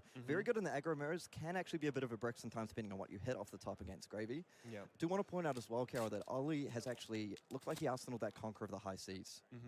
So yeah, no blocks here from Ollie. Yeah, and I do believe Ollie is not too threatened by this infiltrate on head. I did notice that he does have a blood in the water. Oh no! That's an interesting one. No! So, here we go. Maybe a little bit punished for not making that call of checking the top of the compass, but you know what? Yeah, I think Hayden must be stoked with this pickup. I think it's just the lighting looks weird. It looks like it's just a normal foil Gravy. It must just be like a calling promo or something. One thing I will say is the Slippy deck is a little bit light on blues, so it may be tricky to actually get the full value out of this card. Looking at Hayden's hand over here, 2 Leave No Witness is going to take up the mantle. A little bit of an awkward hand here for him. So it does have the option to hold on to that Conqueror for a little bit, but we may just see sort of a coming in with the Hunter's Clave and leading off with a Leave No Witnesses here. Yeah. So I bet you there was a consideration going through Hayden's mind, being like, you know what, maybe I can just send the Conqueror. It won't get. No, the Nats promo was Conqueror of the High Seas, the extended art. The +1, it won't get the go again, but Ollie doesn't have that Crown of Providence. So that Gravy is is super popping off. He's going Super Saiyan. Try and get got a foil headbutt. Ollie marked and continue his turn. Yeah, I'm just going to. I have no idea. I did not play Ollie does have the access calling. to the gold-baited hook, but not that much on the defensive side on the equipment. I didn't think it was. So I thought it was a 3-piece promo. I'm misremembering. Ooh, got a Fearless. Yeah, I don't remember. You can look it up if you want. Put the gold-baited hook in, but that's basically all your defensive blocks for most of the game outside of the dead threads, which you really want to hold on to. Yeah, so we can see that Ollie does have that blood in the water. He does have his first ally in the form of Rigor Mortis and 2 blues. Got a Thingamahooza. So pretty nice setup for. We got a shiny. Oh.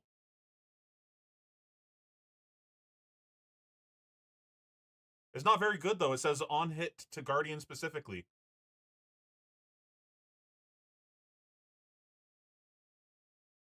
Looks pretty though. Conqueror, or all kinds of plays that he can choose to do. Yep, so, and Ollie here did have a look at the top card. It does have that blue saltwater swell as well. So it does have the option, if he hits off the saltwater swell, just go swell for 1 into that Conqueror of the High Seas. That would be a little bit awkward. We may see a graveyard what the activation fuck? because he may want to try and get that Rigor Mortis. And What the fuck? Can't really catch it in this lighting. Oh, there it is. This is horseshit. Card's just damaged out of the pack. What is this quality control? None of the other cards are.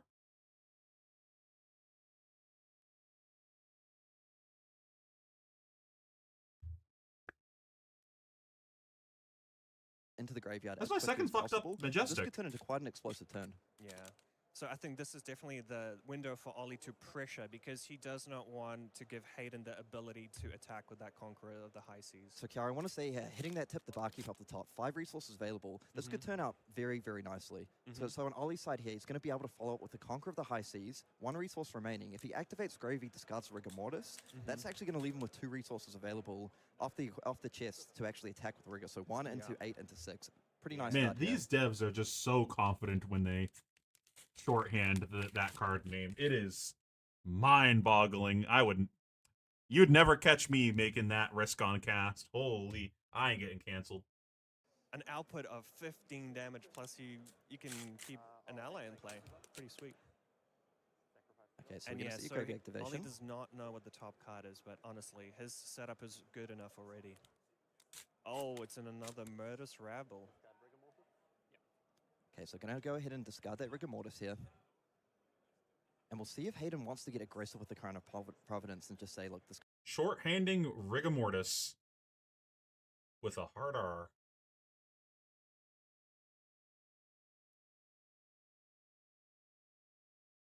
This is not the way that you're supposed to play this turn. Right? Like, you're definitely supposed to Gravy Bones, discarding Rigor Mortis after playing the Conch.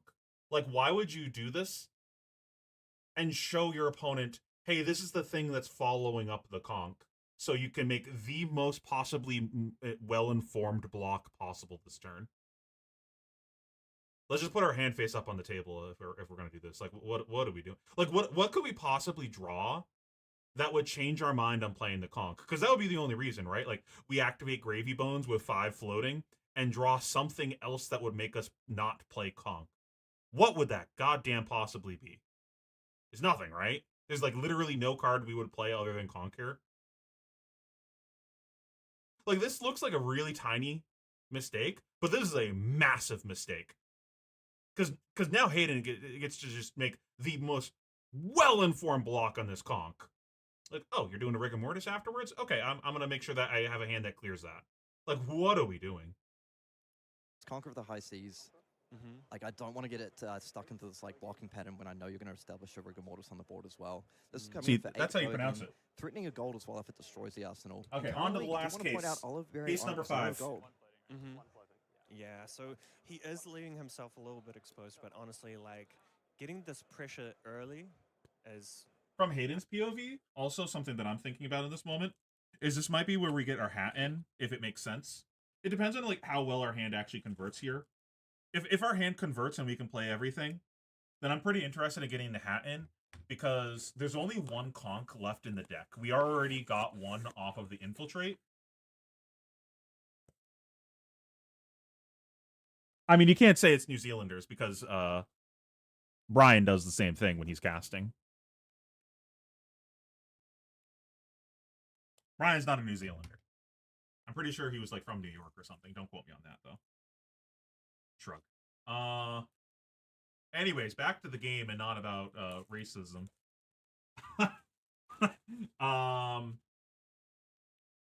So, like, there's only 1 Conch left in the deck, and there's a chance that it never gets cast.